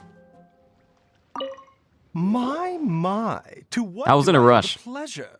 Though I'm afraid that if you're looking for our little Chi-Chi, she's out gathering herbs.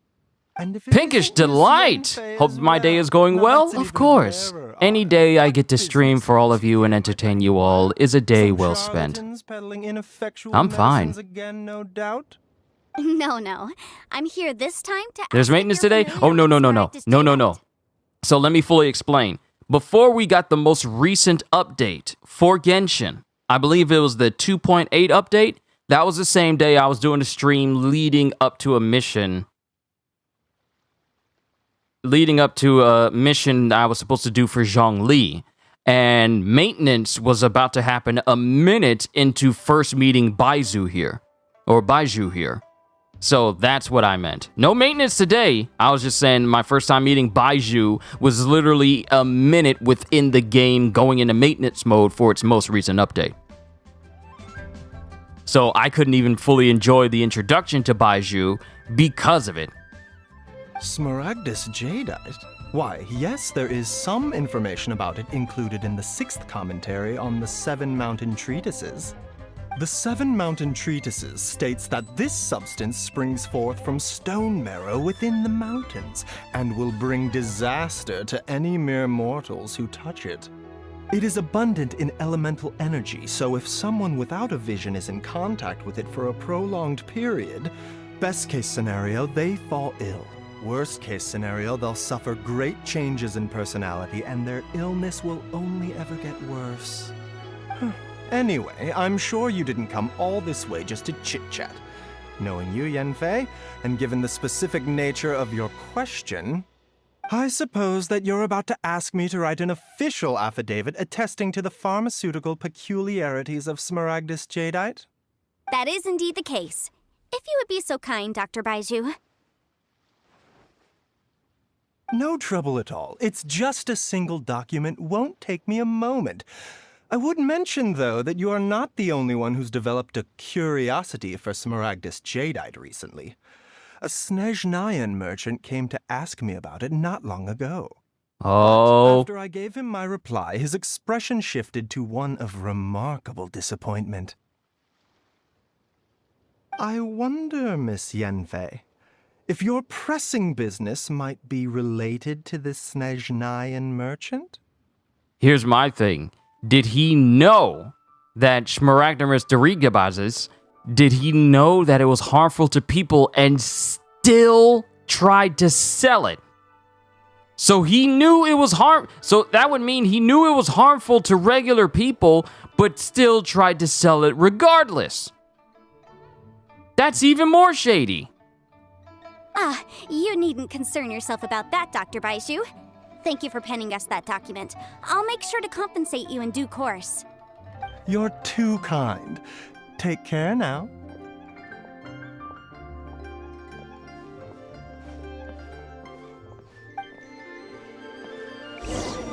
That Baiju guy is as weird as ever. Is it just Paimon, or does it feel like he was fishing for something back there? Dr. Baiju's always been like that. Well, we have the evidence we need. Let's go find Mr. Crossell. First things first, let me climb to the building. Probably get some business coming to the pharmacy.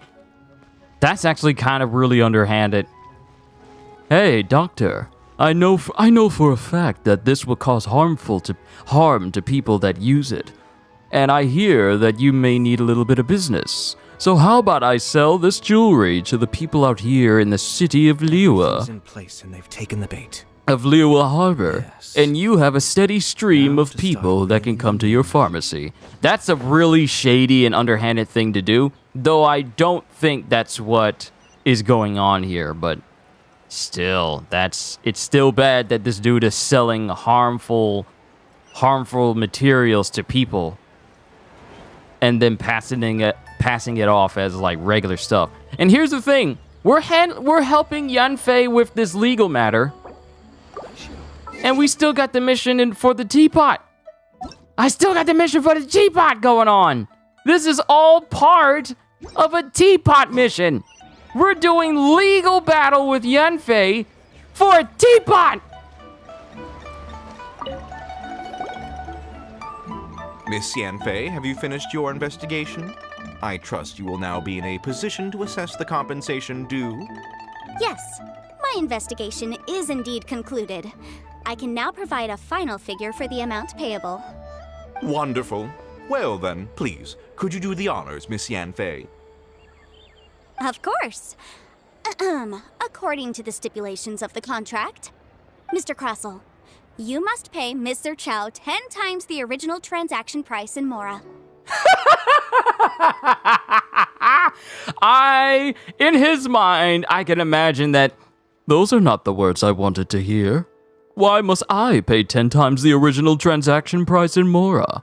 She's the one who needs to pay me. She, after all, lost the hairpins themselves. Let's see his expression. Sure. Wait, what? Me pay her? Surely there's been some kind of mistake, Miss Yanfei. Not at all. According to my investigations and the material evidence that we've gathered, the substance claimed to be Smaragdus jadeite that was inlaid within the Smaragdus jadeite twin phoenix pins that you rented out to Mr. Chow was, in fact, Smaragdus nephrite. Now, the contract states very clearly that 10 times the price shall be paid should the article not be genuine. Accordingly, you are liable for this sum, which is payable to Mr. Chow in Mora. Material evidence? What material evidence? Why, Miss Yanfei, you cannot frame me like this. I spent a huge sum to obtain that Smaragdus jadeite, and yet you claim that the ore inlaid on the hairpins is somehow fake? I demand to see your evidence. Let me just lay out the reason why this dude is going to fail miserably in this conversation.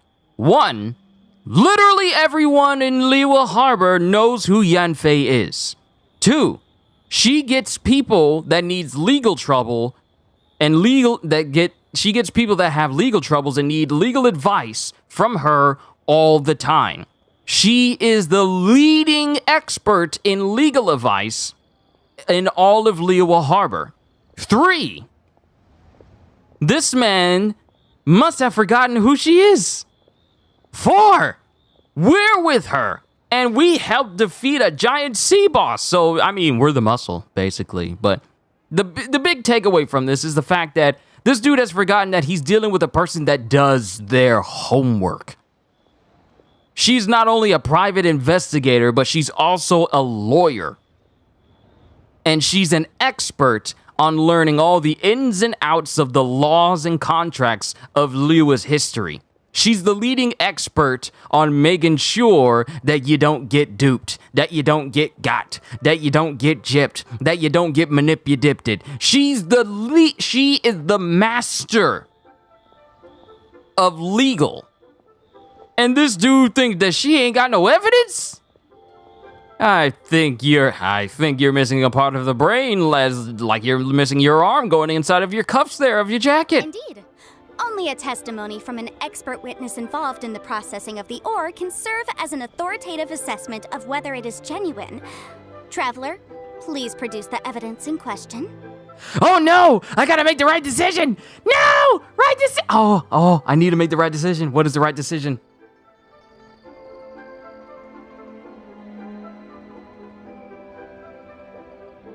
Evidence, answers. I need to know. I can't make Yanfei look bad with this. I can't make her look bad.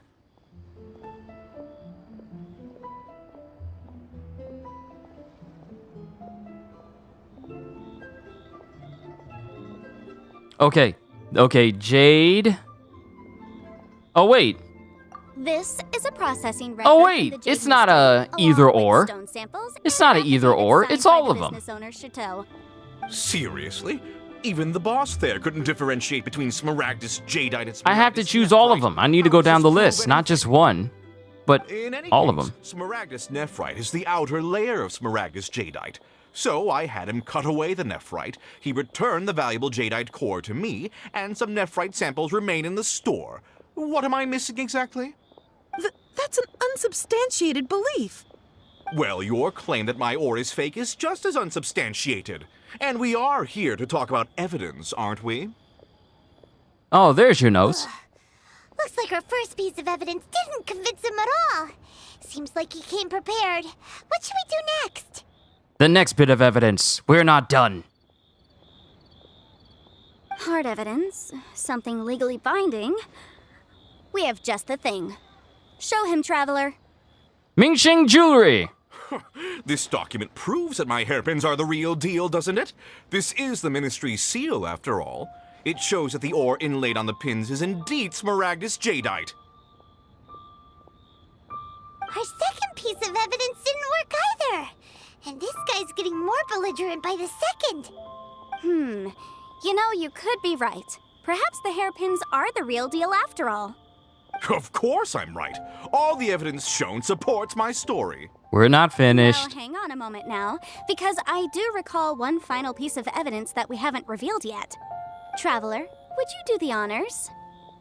This shall serve Boo-boo as pharmacy! decisive proof of our case. Show him, Traveler. What's this?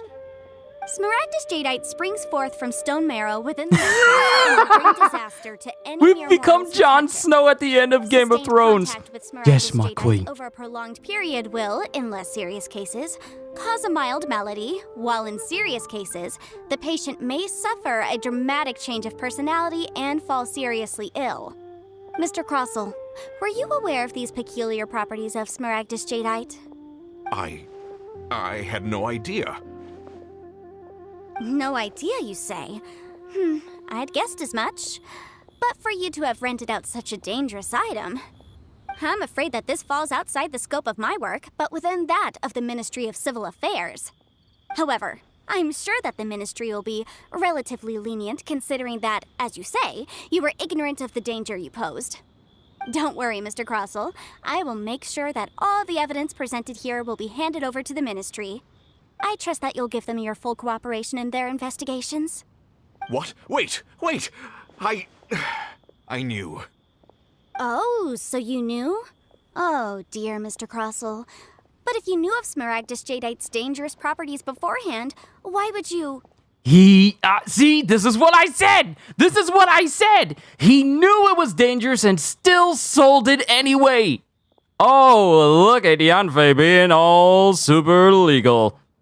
Thought she was an elf, some sort of because of her hair ornaments on her head. Yeah, I thought she was like some sort of like a humanoid as well. But nah, it's just the hairstyles, hairstyle and like hair adornments. Huh?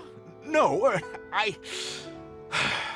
the hairpins aren't actually inlaid with genuine Smaragdus jadeite?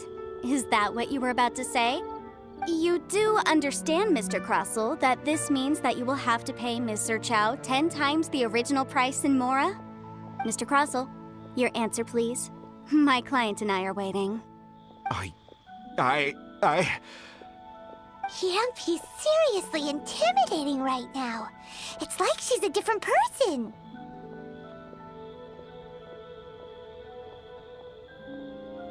Again, that's legal consultancy for you. I admit it. I confess. The ore I had inlaid on those hairpins was Smaragdus nephrite. But I'm a victim in all of this too. I invested a great deal of time and money into acquiring that small amount of Smaragdus jadeite, in the hopes of turning it into a piece of jewelry that would fetch a fine price. But after receiving it and carrying it around for a few days, I started to feel extreme discomfort. I couldn't sleep a wink or eat a single bite. I was in a constant state of agitation, too. I went to Boo Boo Pharmacy to get myself checked out, only to discover that this sort of stone cannot be worn as jewelry. But how could I let all that money go to waste? That's why I had another pair of hairpins made from Smaragdus nephrite, which is almost indistinguishable from Smaragdus jadeite. I kept the real Smaragdus jadeite in a specially made box, I daren't touch it again. Arun that someone would see Gorogana! through it, Welcome which to is the why I stream. only dared to We're just rent playing a them little out, not Genshin sell today. them.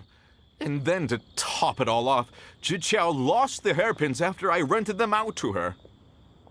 So why did you charge Xiqiao with such an extortionate rental price? Wow, I couldn't even say that word. So why did you charge Xiqiao such an extortionate rental price? Exactly. If they weren't the real deal, why'd you make her pay so much? I didn't want to either, but when I purchased that Smaragdus Jadeite, some of my business partners found out. I knew they'd be watching closely to see how much I could make off it. If word got out that I sold a pair of fake hairpins, then my days in this line of business would be over. All right, let's cut the appeals phase right there. I failed to see what bearing any of this has on your transaction with my client. According to the contract, you must pay Mr. Chow 10 times the original price in Mora, and that is final. 10 times? Crosel looks like he could faint any second. As for me, according to my contract with Mr. Chow, 20% of that sum will go to me. 20%? That's as much as I spent on that Smaragdus Jadeite. Too bad, so sad.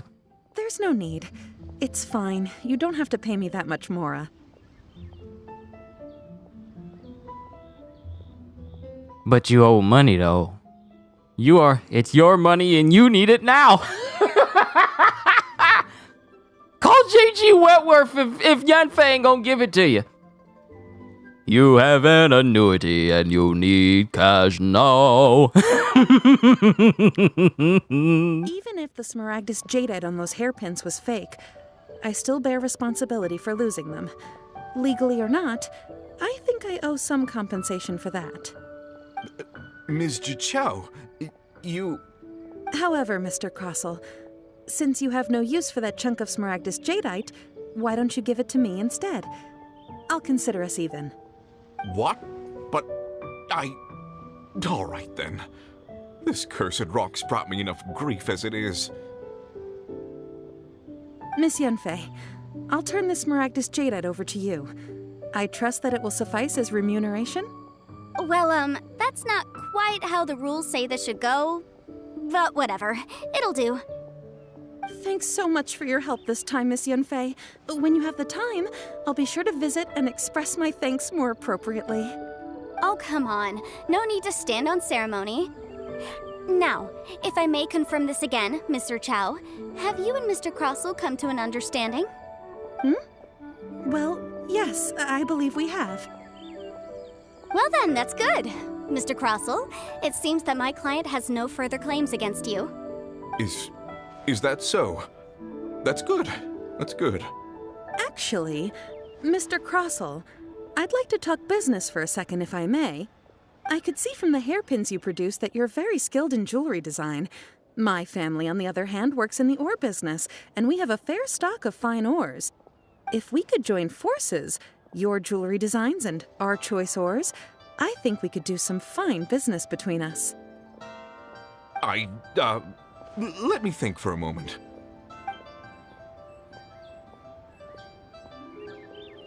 Well, that's that. And we've got the Smaragdus Jadeite that Granny wants too. All's well that ends well, eh? Yes, though there were some twists and turns along the way. Exactly. Usually when someone tells us they've lost something, we end up searching all over the place for it. But this time, you managed to solve the problem with just a big stack of documents. Even though the solution didn't involve actually finding the hairpins. The right solution depends on your perspective on the problem. The objective of my client, Mr. Chow, was to reduce her liability to pay compensation. So, rather than looking high and low for some hairpins, proving that the rented item was nowhere near worth what the vendor had claimed it to be was the more efficient solution. Can't say I've ever met an adeptus like you before. An adeptus. Speaking of, you took part in that battle, didn't you? In which case, you would have heard what Granny said. Liyue Harbor is now a city ruled by humans. The title of adeptus means precious little to me compared to my job as a legal advisor. In any case, Don't you think that the Liyue Harbor of today needs legal consultancy far more than it needs adaptable powers? Paimon can think of someone who would definitely disagree with your reasoning. So the Z is silent? Not necessarily, but it's not said as a Z. Enunciation of Chinese names and Korean names are a lot different than how they would appear. I think there is more than just reason involved here, Paimon. Well, since we got what we came for, it's time to pay Granny a visit. I bet she's been on tenterhooks for a while now.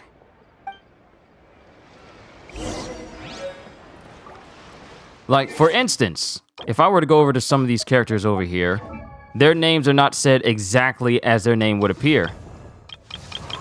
So let me go, here's a good example. Him. So the way his name is written, you would think it would be like Jing or Kui or Q or something, but the way his name is said and pronounced is Singcho. Now normally when you have like the O sound within a name, you would usually contribute it with a O actually written in the name, but the way it's here, it's Singcho, not Xing, Kui, Qiu, or anything like that. You don't necessarily say Chinese-looking names the way they appear because they have different ways that it can be said. Not necessarily, and it also means that not every single person in this roster has, like, Chinese names. Just that when they are shown, don't expect them to be said the way they're written. For example, Singcho, at your service, my Singcho. See? Singcho. Singcho. It's Water Boy. Yeah, it's the reading Water Boy, Vito.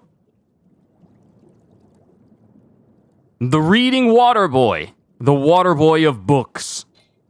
The Water Book. He's the Water Book Boy. He's the Water Book Boy! But that matter has been satisfied. Now we need to talk to Madam Ping about the matter. No problem, Skeleton. It took me a while to get used to the fact that the way names are written in different languages doesn't necessarily mean that that's how they're pronounced. Missing person poster. Looking for a missing young female. Has blonde hair, wears exotic clothes, any information. Oh, well, so you're not just going to let me read through that? You won't let me read through that at all? Thank you, game. You don't even try with Liyue's characters? They get you sometimes, unless it's Yelan. You can never go wrong with her. She has like the most normal name. Matter of fact, I keep pulling up the wrong thing. Okay, so Yanfei, Kamisato Ayato. There's a lot of Japanese type names in here, a lot of Chinese names, a lot of Korean names, and then there's regular American names. So Yanfei, that is Liyue. Kamisato Ayato, that is Inazuma. Raiden Shogun, Idenzuma. Noelle. People that come from Mondstadt tend to have the most normal sounding names. Noelle, Jean, Amber, Bennett, Barbara, Lisa, Diona, Mona, Kaya, Sucrose, Rosaria, Razor. A lot of people from Mondstadt tend to have the most normal sounding names. But then you get to name people like Xinyan, and then people like Toma and Zhangling, and then Kujo Sera, then Beidou, and all these different characters. They start to have Chinese sounding and Japanese sounding names. And then you got Fischl, who's just out here with the most German name out of everybody. Another universe and founded paradise. For I, Fischl, and the Prinzessin der Verirrt.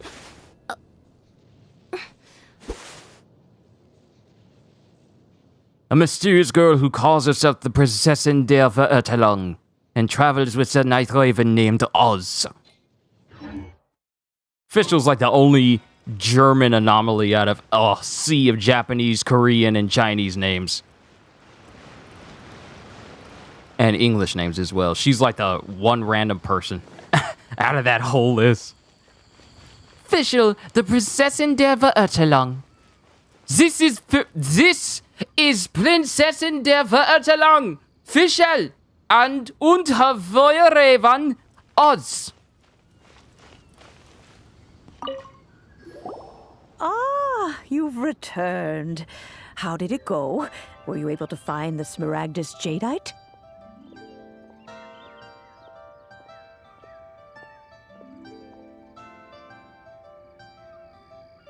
We were, thanks to Yanfei. Good, good. Then we have all the materials we need.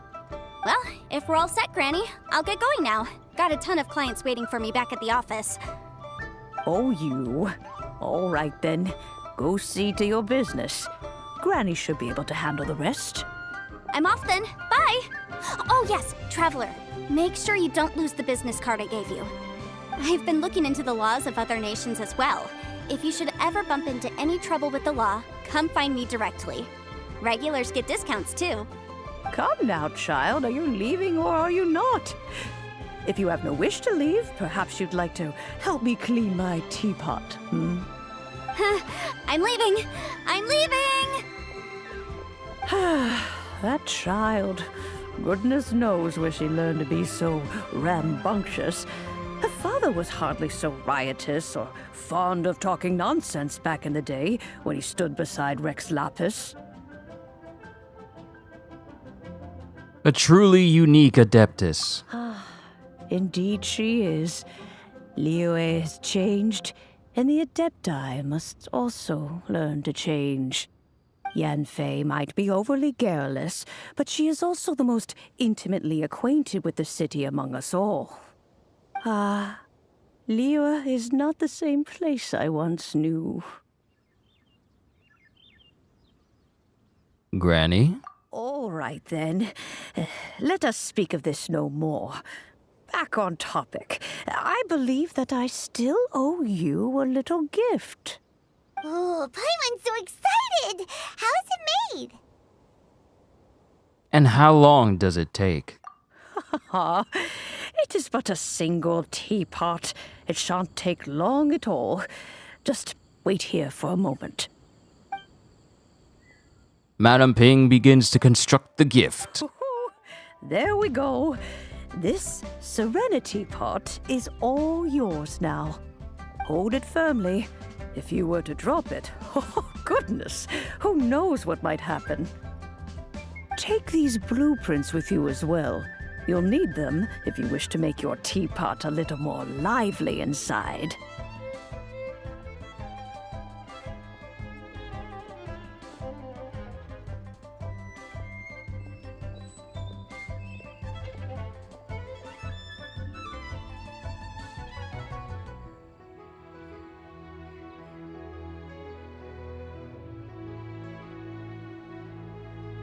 All right, I had to check something real quick. Thanks, Granny. Wait a minute, Granny.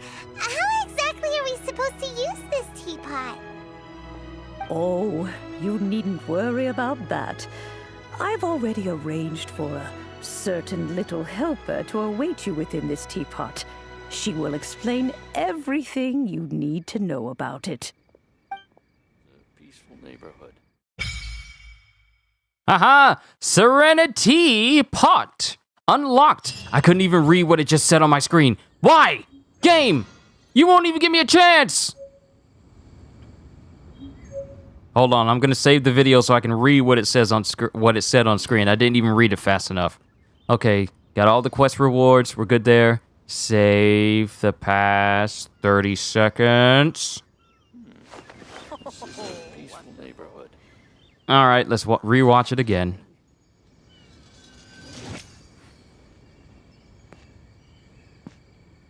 No, go back. Need to know about it.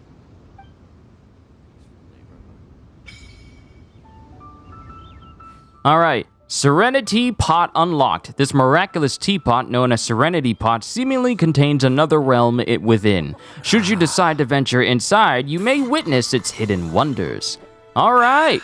Cool. We got a new thing. We got a thing. Time to look at my gadgets.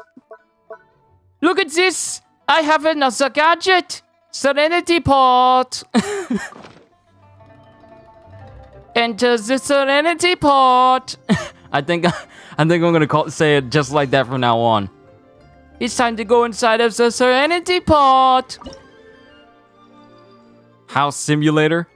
Please select a realm layout. Floating Abode, Emerald Peak, or Cool Isle.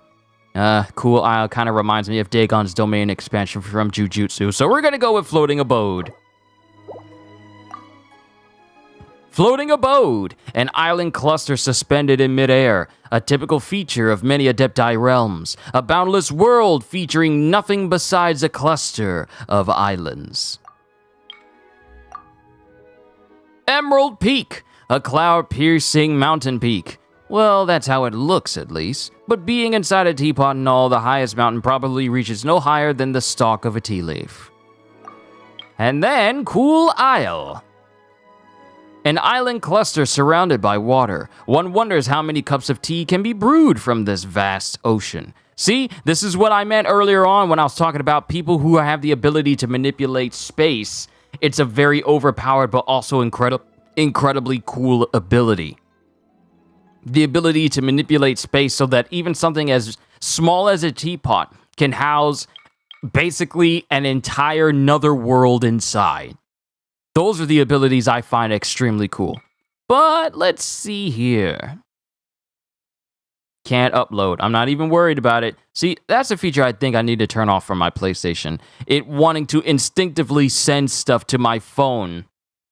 Because that's a feature that PlayStation has now, where it basically is like, hey, you recorded a video? How about we send it to your phone as well? But no, I don't want to do that. Let's go with Emerald Peak. Do you wish to set the realm layout to Emerald Peak? Yes.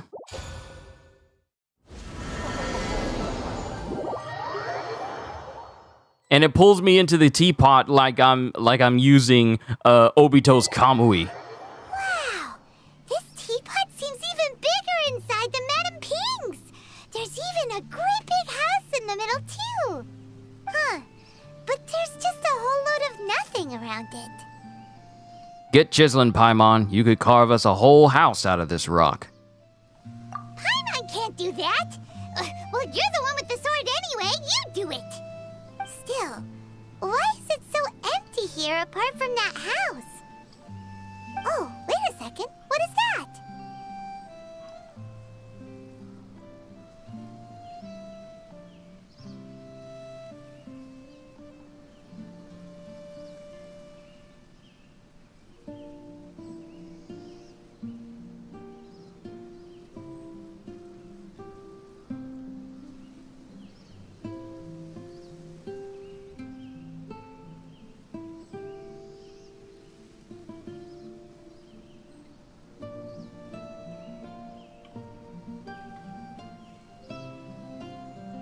Somehow that man cave door keeps opening and Kenzo keeps making his voice heard. I don't know why, but that's the reason why I keep getting back up. Because that door just seems to find its way open every couple of minutes for some reason. Skeleton, Paimon can't hear you. You don't actually have to answer her. It seems that we have a visitor. It's a huge finch!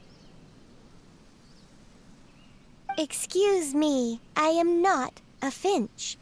I am a teapot spirit, and you may call me... hang on a moment.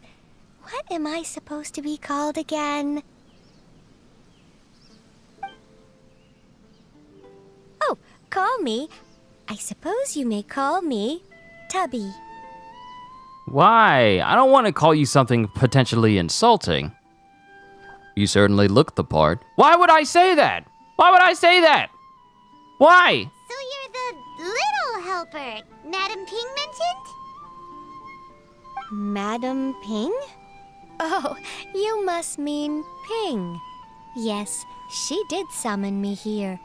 She told me much about you. You may leave all matters regarding the upkeep of this realm to me. Your journey may be far from over, but at least this way you will not want for a comfortable place to sleep each night. So, what's a teapot spirit exactly? Though it is the Adepti who create realms such as this, they generally do not have the time of day to attend to the banal matter of their maintenance. Thus, we teapot spirits were created to help guard their realms and manage their affairs. You may consider me a butler, if you will. Now, allow me to explain this realm to you. That voice actor sounds familiar. Have you any blueprints on you? Specifically, blueprints with beautiful rooms, chairs, and the like. As long as you have a blueprint, you can refashion this realm however you please. Blueprints? Oh, that's right! Granny handed us some when she gave us the teapot, didn't she? Let's take them out and have a look.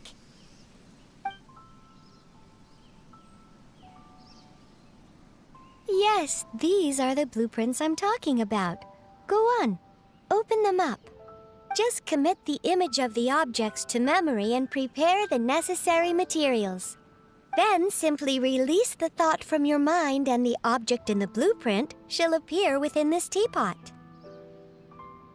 Wow! Is that all it takes? Then we could build a whole city inside, couldn't we? I doubt it. A golden-eyed adeptus explained this to me at some point in the past. There's a limit. Even though subspace creation is There's a limit. Power, even that has its limits. This world is not a true one, after all. It provides merely a moment of brief respite from the mortal realm, not a means of escaping it entirely. A golden-eyed adeptus? Paimon wonders who could that be? I hardly remember myself. What's more, I have never seen that adeptus again since. How very strange. Well, let's not dwell on that. Have a look around. Best you get accustomed to this realm. If there's anything you would like to ask, just look for me. Alright, Serenity Pot. Important message. After using and summoning the Serenity Pot, travelers can interact with it and enter the abode within. Travelers can also use and summon the pot while they are within its confines. Interacting with its Serenity Pot in this state will allow travelers to leave it. Travelers can also directly open the map interface and fast travel to any of the teleport waypoints to immediately leave the Serenity Pot. Oh, nice. Talk to the Teapot spirit inside the Serenity Teapot to learn about and manage all manner of teapot-related affairs. You can create all kinds of items from the creation screen. Materials used to create items can be gathered all over the world. I remember the look on my retainers' faces when I informed them of my plans today. Panic-stricken, but unable to muster the courage to say anything in opposition. Yes, this was a fine idea. After obtaining... Kamisato Ayato is interrupting me here. After obtaining a furnishing, use the place function to put it into position. Place furnishings to increase the adeptal energy rank of your Serenity Teapot. Serenity Pot. Serenity Pot. In my head, I'm just thinking Serenity Teapot. Serenity Pot. As your adeptal energy rank increases, realm currency will accumulate at a faster rate. Spend realm currency in the realm depot to purchase various items. Once in a while, a teapot traveling salesman will visit your abode. There is a chance that he will bring some rare treasures with him. If you acquire the blueprint for a furnishing set, you can place furnishings by batch. You can still make adjustments to individual furnishings when batch placing them. Nice. Interesting.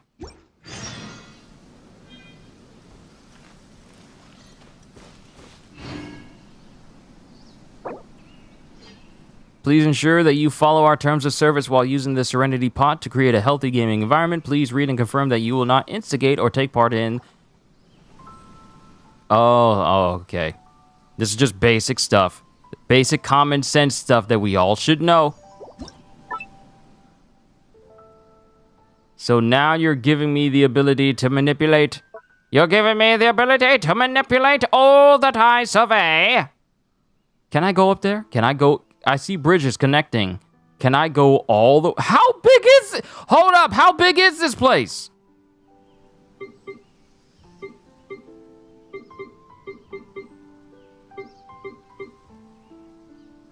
No offensive stuff. Gotcha. Stuff that we all should know. Landform.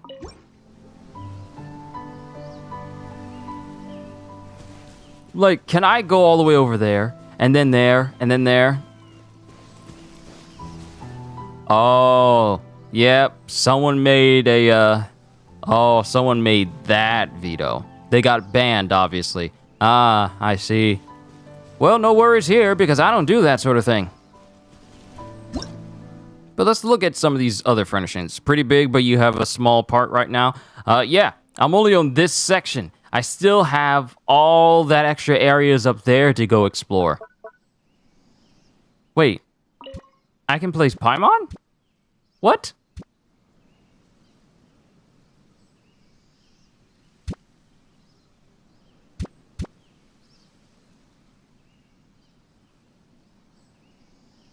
Ah, okay. Here's better control.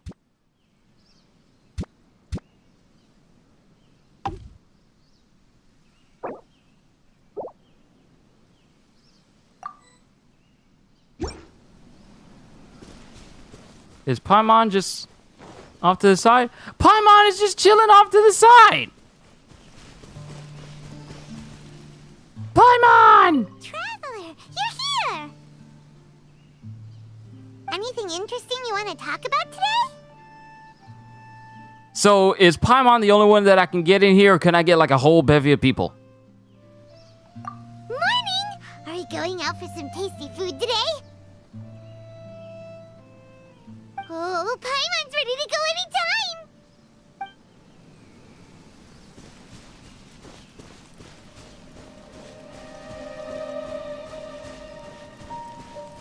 Yeah, they give you... Okay, they give me Paimon. Okay, so I thought I'd just try that out. I'm gonna take Paimon out so that I don't feel like I've just forced her there. Didn't have that until recently. Oh, okay.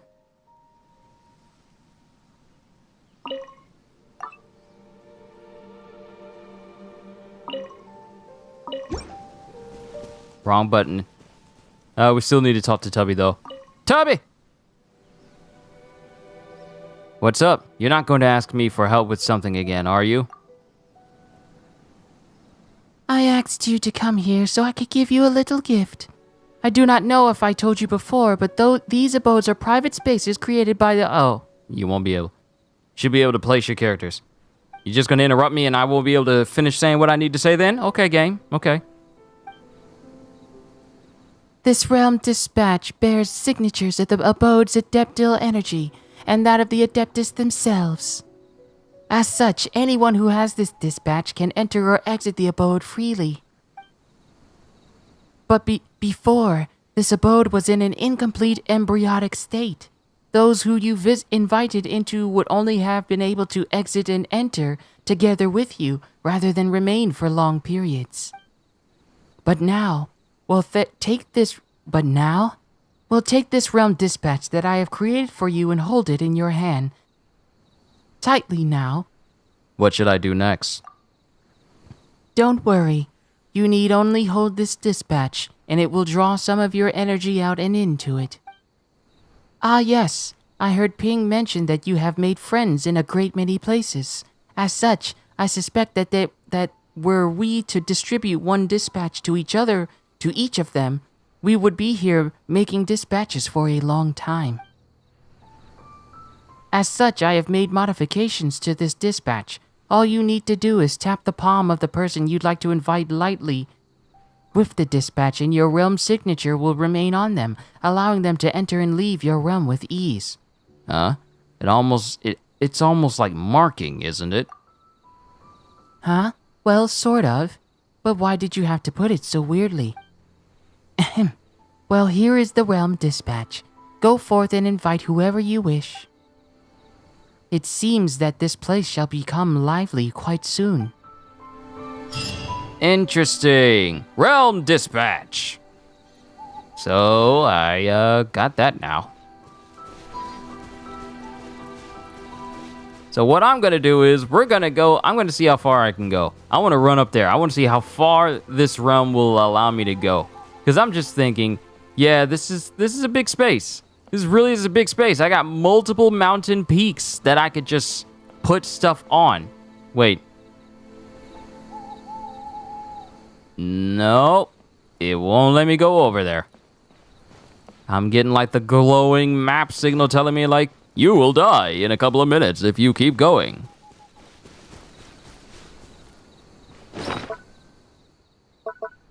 And we got some stuff. Profitable fruit stand. We got a light. I got 5 of these acquainted fates. So let's mess with this a little bit more. We got landscape. Oh, companions right here. Wait, that's everybody. Not just Paimon, there's everybody. Yeah, have to earn it? Yeah, I pretty much surmised that I would.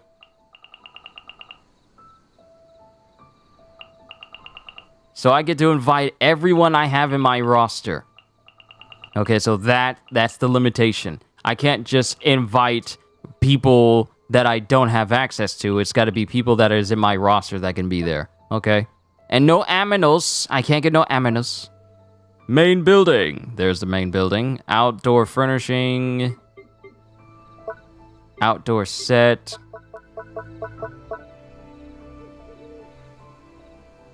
And Summer Chase Peak, Autumn Hold Peak, and Winter Swept Peak unlock after reaching Trust rank 5, 7, and then 9. Can I go inside of the house? You give me this entire building that I can go into. Can I enter? Enter the mansion!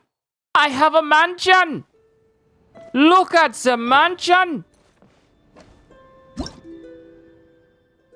Then it explained all this stuff that we already know. Giving them Primo Jams. Yeah, Primo Jam.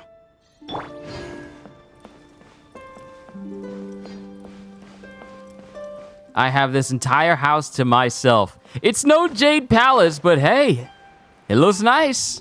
Might spend a little time furnishing this over time. Over time. Not today, but over time. Okay, ooh, look at all this stuff we can claim. Check the placement screen and save your furnishing. Claim. I got a flower, and I got some smoked leaf. Oh, Merity and Pippin would like some smoked leaf. Not like root leaf. Or long bottom leaf. Obtain 30 pieces of wood through cutting down trees. Wow, I earned so much of these. I've claimed so much of these just by doing random stuff throughout my entire time playing the game. So I wouldn't be surprised if I get all of these challenges completed. Never mind. That's in progress. So I got full-on trees. I'm sure. Wine o'clock. Not to worry. So I got multiple blueprints for that. Obtain 100 realm currency. Pine folding screens. And reach Adeptal energy rank humble abode. Realm currency. And we got some chairs. Oh, look at the chairs. What is this? Teapot. Detailed step-by-step blueprint for setting up Teapot. The people of Liyue often invite friends over to their places to sit and have a chat over some tea. A good time can be had with just this tea table and 2 chairs. After using this item, you can view it inside the placement screen. Festival Market. A detailed step-by-step blueprint for setting up a festival market. The site of a bustling city, toys on sale, colorful parasols, and all manner of affordable but lovely gifts is a dazzling one indeed. A feast for the eyes of children and not too grievous a blow to the parents' wallets. Book Lover Study. A Liyue-style study chock full of books. One may gain much spending half a day in here in peace and quiet. They say that the commonly seen style of study designs nowadays is largely derived from the Fei Yun Commerce Guild manner, which was improved by its second young master to greatly increase the efficiency with which one may study and write. Alright, so this is Singcho's idea. This book lover study blueprint was Singcho's idea. And then we have all these other things when we're done with the round 1 rewards. Okay, make 1 piece of fabric, process 1 dye, learn 3 furnishing blueprints, construct 3 furnishings. I gotta go inside of here and then look at the blueprints. Okay, so wine o'clock here. Net can place wine o'clock. And we have all these things.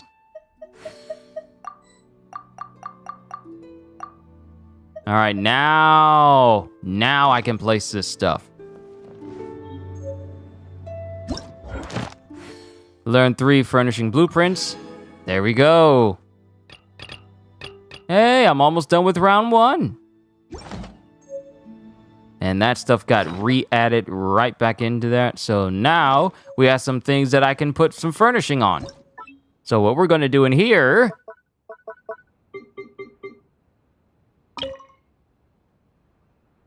That's my current door. Those are my current stairs. All right, let's put the table.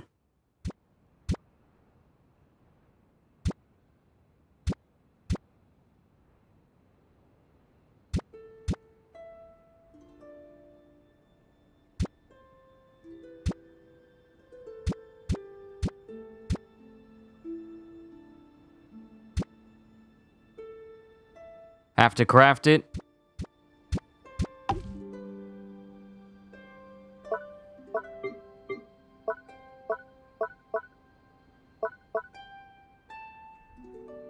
Missing components for an indoor set. Okay.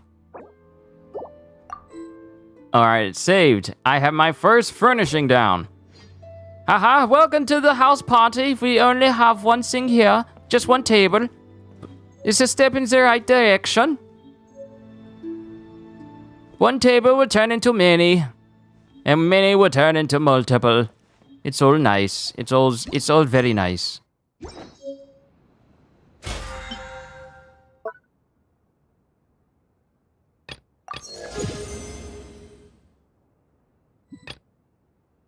I'm not used to seeing a cursor like that. You basically learn the blueprint. Ah, gotcha.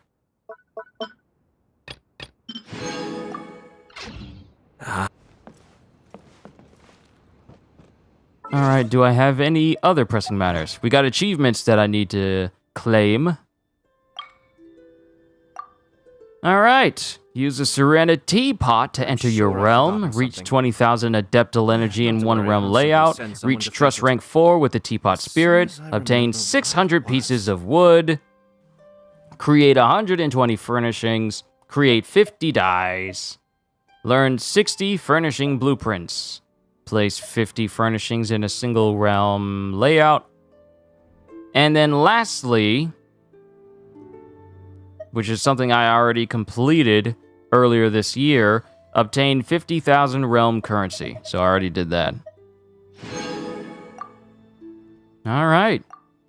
That's another thing out of the way. Okay. Leave the mansion. Let's get back into the world.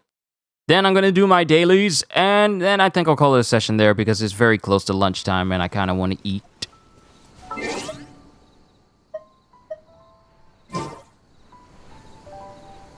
Okay, so...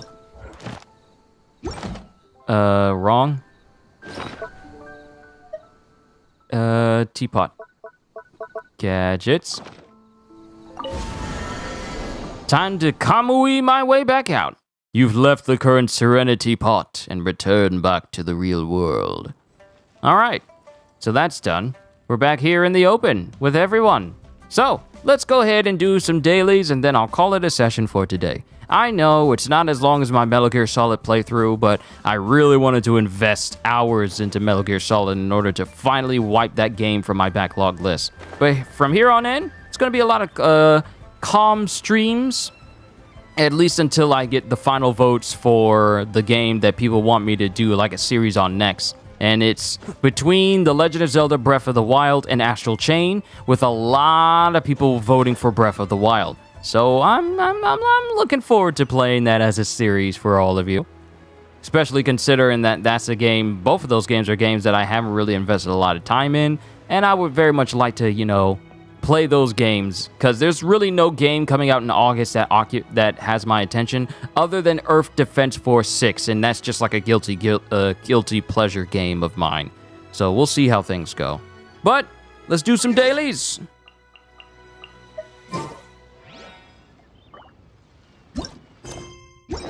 That is the wrong one.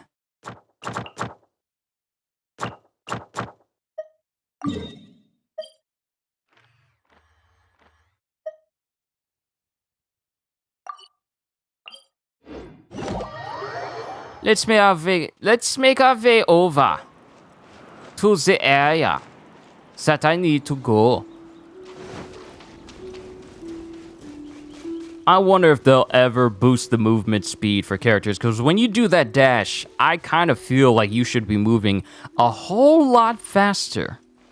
That's just me personally, but I feel like you should be moving a lot faster. Maybe they should have made it where...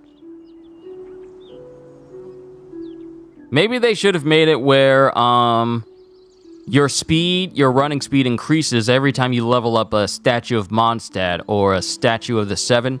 I feel like your speed should probably increase, but that's just a minor thing for me.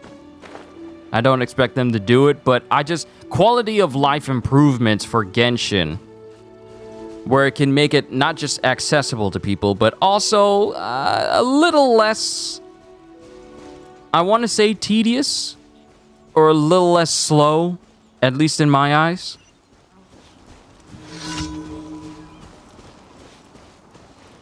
Complete the time challenge.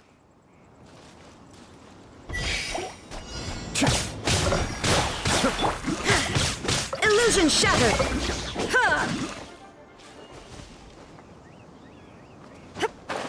All right, I'm on a timer. I forgot.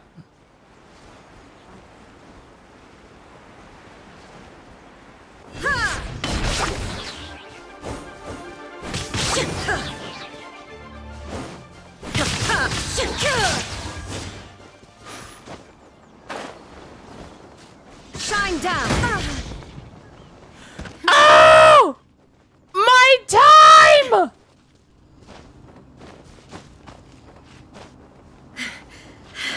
Really, Shogun? Really, Shogun? Really?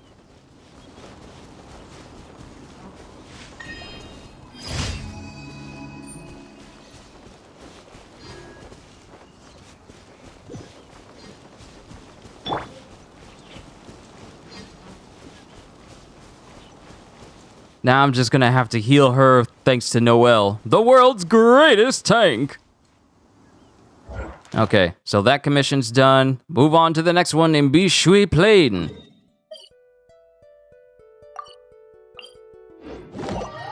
We'll get these dailies done, and then I'll call it a session for today.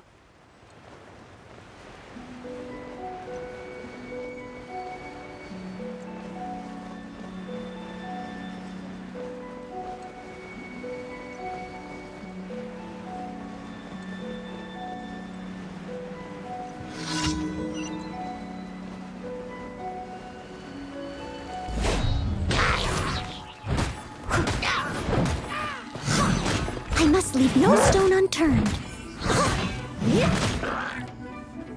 Noelle is such a good character. Oh my goodness.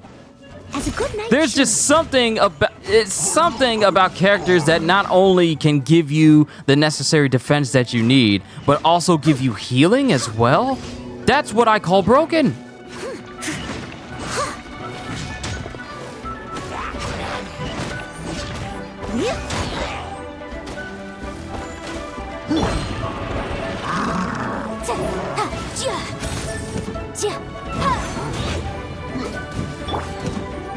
Wrong character. My bad.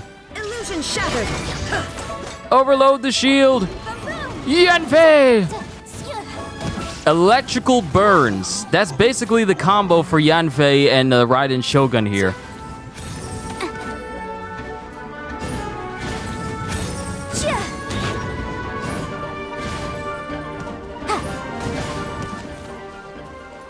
Yeah, but I honestly feel for combat for Genshin, if they ever want to do an overhaul, what I wouldn't say overhaul, but if they ever wanted to do an addition to the combat, they should definitely add an actual dodge. Because that's not a dodge. I know I brought this up earlier, but I just got to reiterate what could essentially make the combat so much better.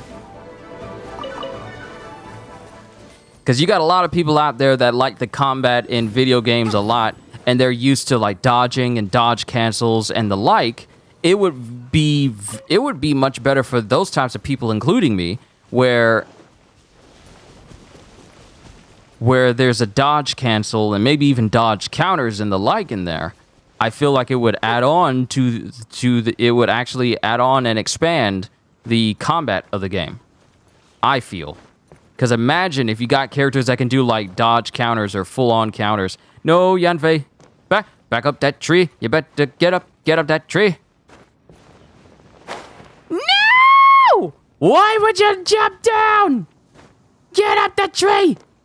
Get up the tree! Get up the tree! Yeah, no! Ah! I'm so close to getting it! See? You gotta watch out for those little collectibles that say like, hey, you need to climb to the top of this tree in order to get it, but you gotta be very careful.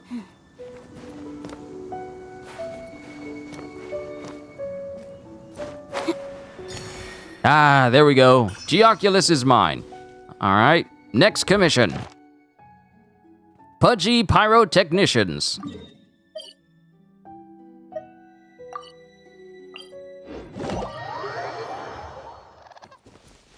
Well, I'll be happy to tell Gajeel that I managed to get the Serenity Teapot going.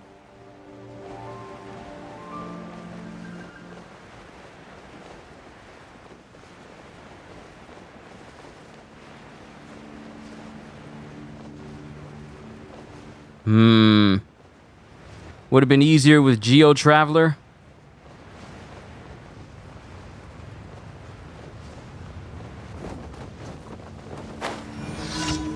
You know what? All this time, Vito, I have the ability to turn my Traveler into Geo, but I have failed to actually make use of it at all.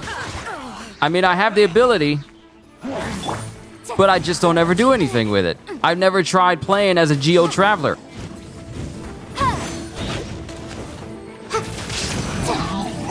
I kind of been making the situation harder on me by not exploring that.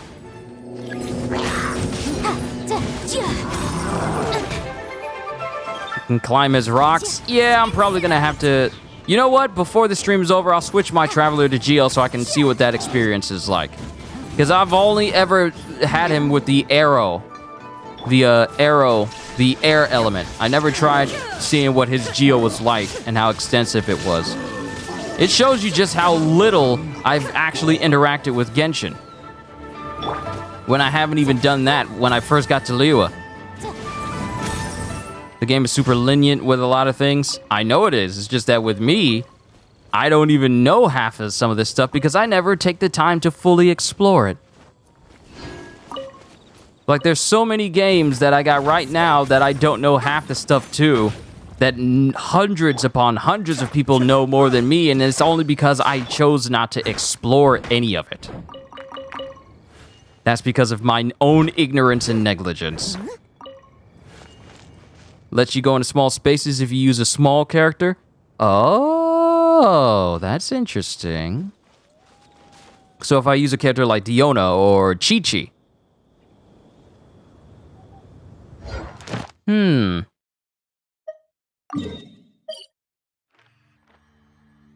And here is that quest that was over here. We'll complete that. Then I'll go to a Statue of the Seven, switch my Traveler to Geo. And then I think I'll call it a session right there.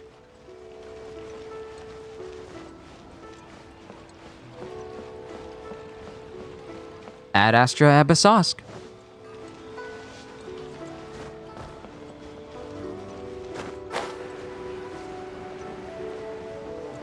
Can you imagine if they added like a super nerd character in this game? I don't count Sucrose because she's incredibly, I wouldn't call her a nerd, but she's just incredibly nervous with glasses. You have Hazo. Yes, I got Hazo. Wait, does he count as a small character?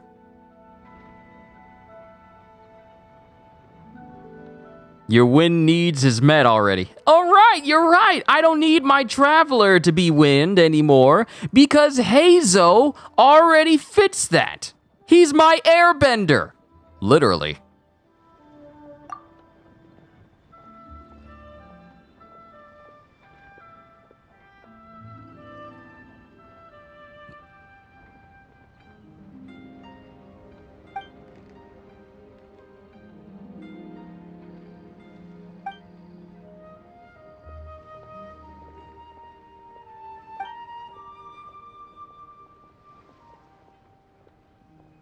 Hazo is mid-size? Oh, okay. You were just referring to the fact that I have more than just one wind user. Because I got John as well. Isn't John wind? Isn't she wind as well?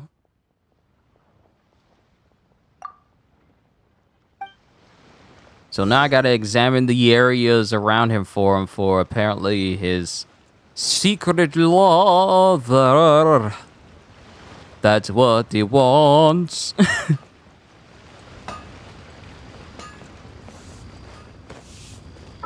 Hold on, let me check my characters here. No, yeah. Jean is wind. How many wind characters do I have?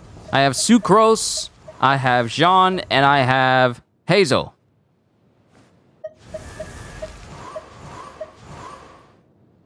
Okay, so with my party... Vito, I think my controller might be suffering from a tad bit of drift. Just a tad. Just a tad.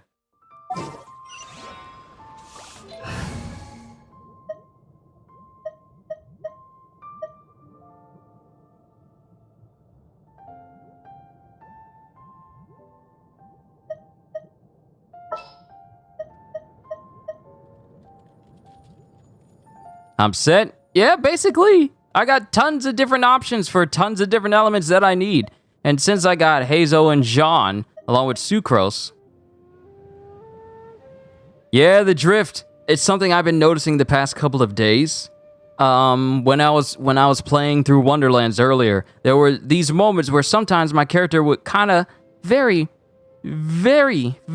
slowly start to sidestep to the right a little bit. And I thought, maybe if I just, jiggle around my left stick controller just a little bit, that might be the end of it. But no, it's been happening more than once lately. And it's not overly annoying, but I know what this means. So it just means that at some point, I'm just gonna need to get a brand new controller. At some point. Hazel! Got a problem you can't solve. Clue me in. One punch! Now you're here, but I want to switch over my Wait, I don't need to have my traveler equipped in order to switch him over to Geo. I can just do that from the Statue of 7, regardless of my party setup. If that's the case, then I don't need to worry about it.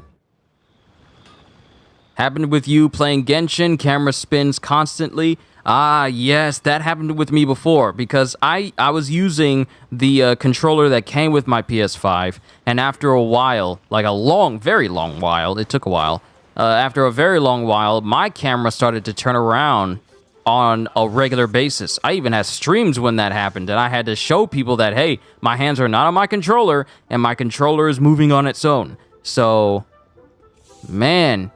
Drift is just like that one thing. He has to be on screen, actually. Okay, so I do, in fact, need to switch him. So before we end the stream for today, I will, in fact,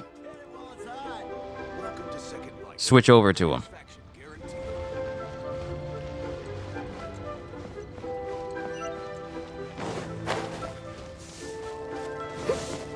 Drift is just that one annoying persistence with controllers that just never goes away, does it? Thankfully, my Switch Pro controller doesn't suffer from that.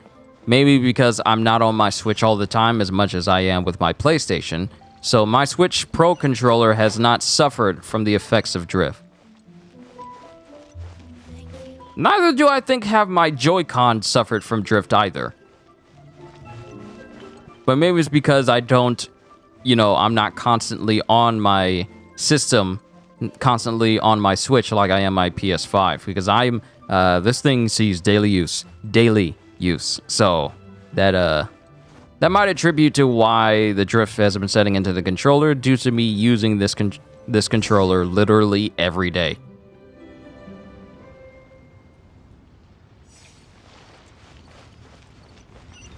Tried condensed air and everything and didn't help. Ah, man. It's always those methods. You'd think we would have solved the issue with drift. Barely use your Joy-Cons, always in dock mode. So is mine. I got a controller. Why am I using my Joy-Cons? I remember using my Joy-Cons with the controller setup that they give you with your Switch that you can just slide your Joy-Cons into. And I played it for a while, but I just thought, man, this has my hands too close together. So I got like a Zelda wired controller for it, and it was good for a while, but then I decided to get a Pro one, so I didn't have to always have a controller hooked up to it all the time. I still got that Zelda controller, and I don't think it suffers from drift, so I have a backup just in case my Switch Pro controller goes bad, just in case. But yeah, that grip thing. I still have it. I have it sitting on my one of my bookshelves right now, just because. Like, I didn't want to get rid of it because you never know. But to think that drift would be I feel like drifting issues for controllers have actually increased over the years. And I'm wondering, when will we reach a point?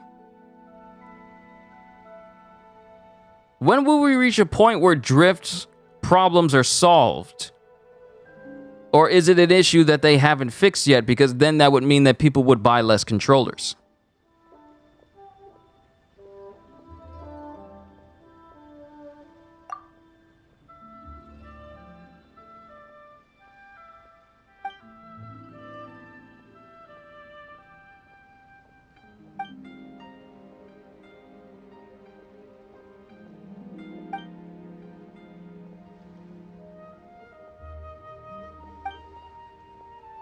Clearly, the sign is telling me, fear no obstacle in the pursuit of love. Only then will Qiming see. Anyway, thanks. Thanks a lot. Have you found a sign?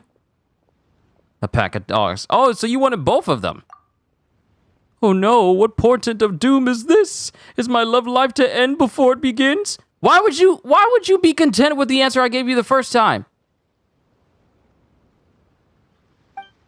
And then ask me for another sign. Wait, what? Those doggies looked like the best of friends. I know that group of dogs. They are indeed friendly to one another, and they stick together all year round. That might sound like a good thing, but the fact is, none of those dogs have ever found a mate. Sooner or later, they'll grow old, and then it'll be too late. Is this sign really trying to tell me to while away the time until I die with my buddies, because I will never find a partner? I need to have a seat and a long, hard think. Did you find anything else? That's all for now. Okay, I suppose I should get more input from Qiming. And that's the end for all my commissions. Time to talk to Ad Astra Abyssosque at the Adventurers Guild, get my rewards, switch my character over to the Geo status, and then call it a session for today. Because I got some games I want to mess with in my off time because I want to see something. And then some shows I need to catch up on. I'm still going through Mob Psycho. I'm actually enjoying Mob Psycho right now. Oh my goodness, you guys were right. Mob Psycho is so good. Why did it take me this long to watch that series? Mob Psycho is so good. Thank Thank you for completing today's commissions. Here is your reward.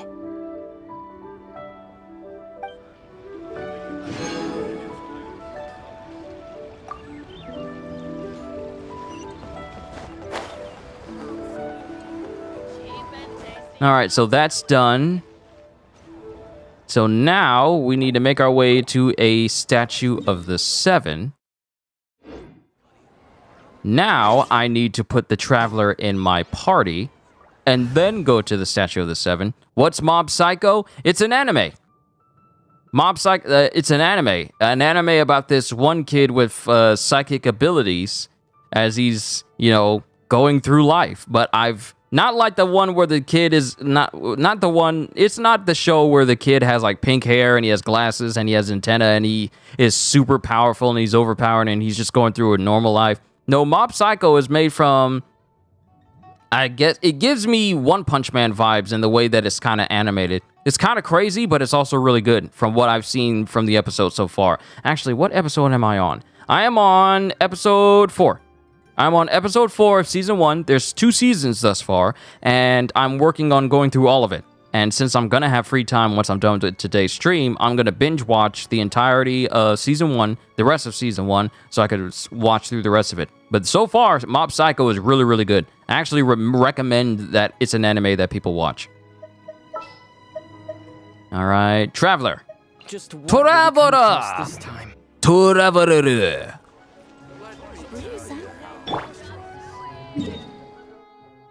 All right, so let's make our way to a statue of the 7. And there's a statue of the 7 over here. Why am I going over here? Just because I like the aesthetic of the area that's around here. Like, look at this. Ain't this beautiful? This is beautiful. This is beautiful. This is a perfect spot to end my stream on. So, statue of the 7. Resonate with Geo. Geo of Mountain... Wait, I never did this? I never did this. I never switched his power over to Geo.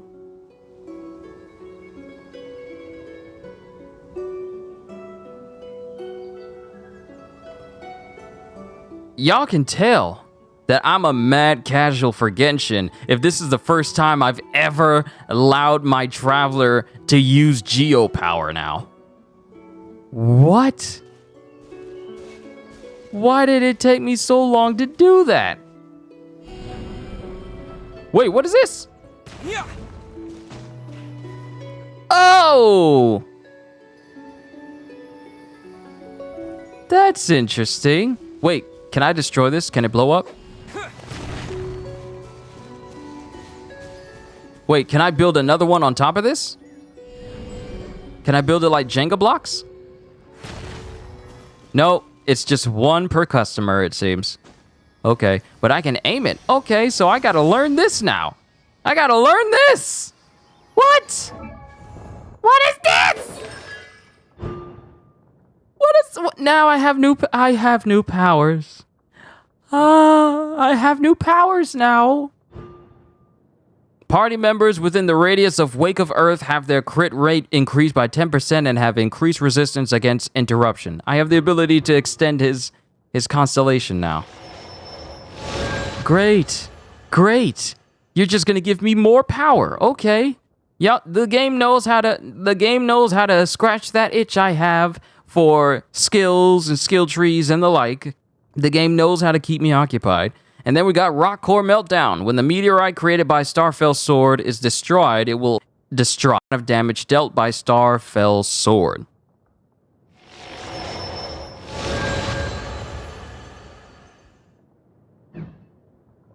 Okay.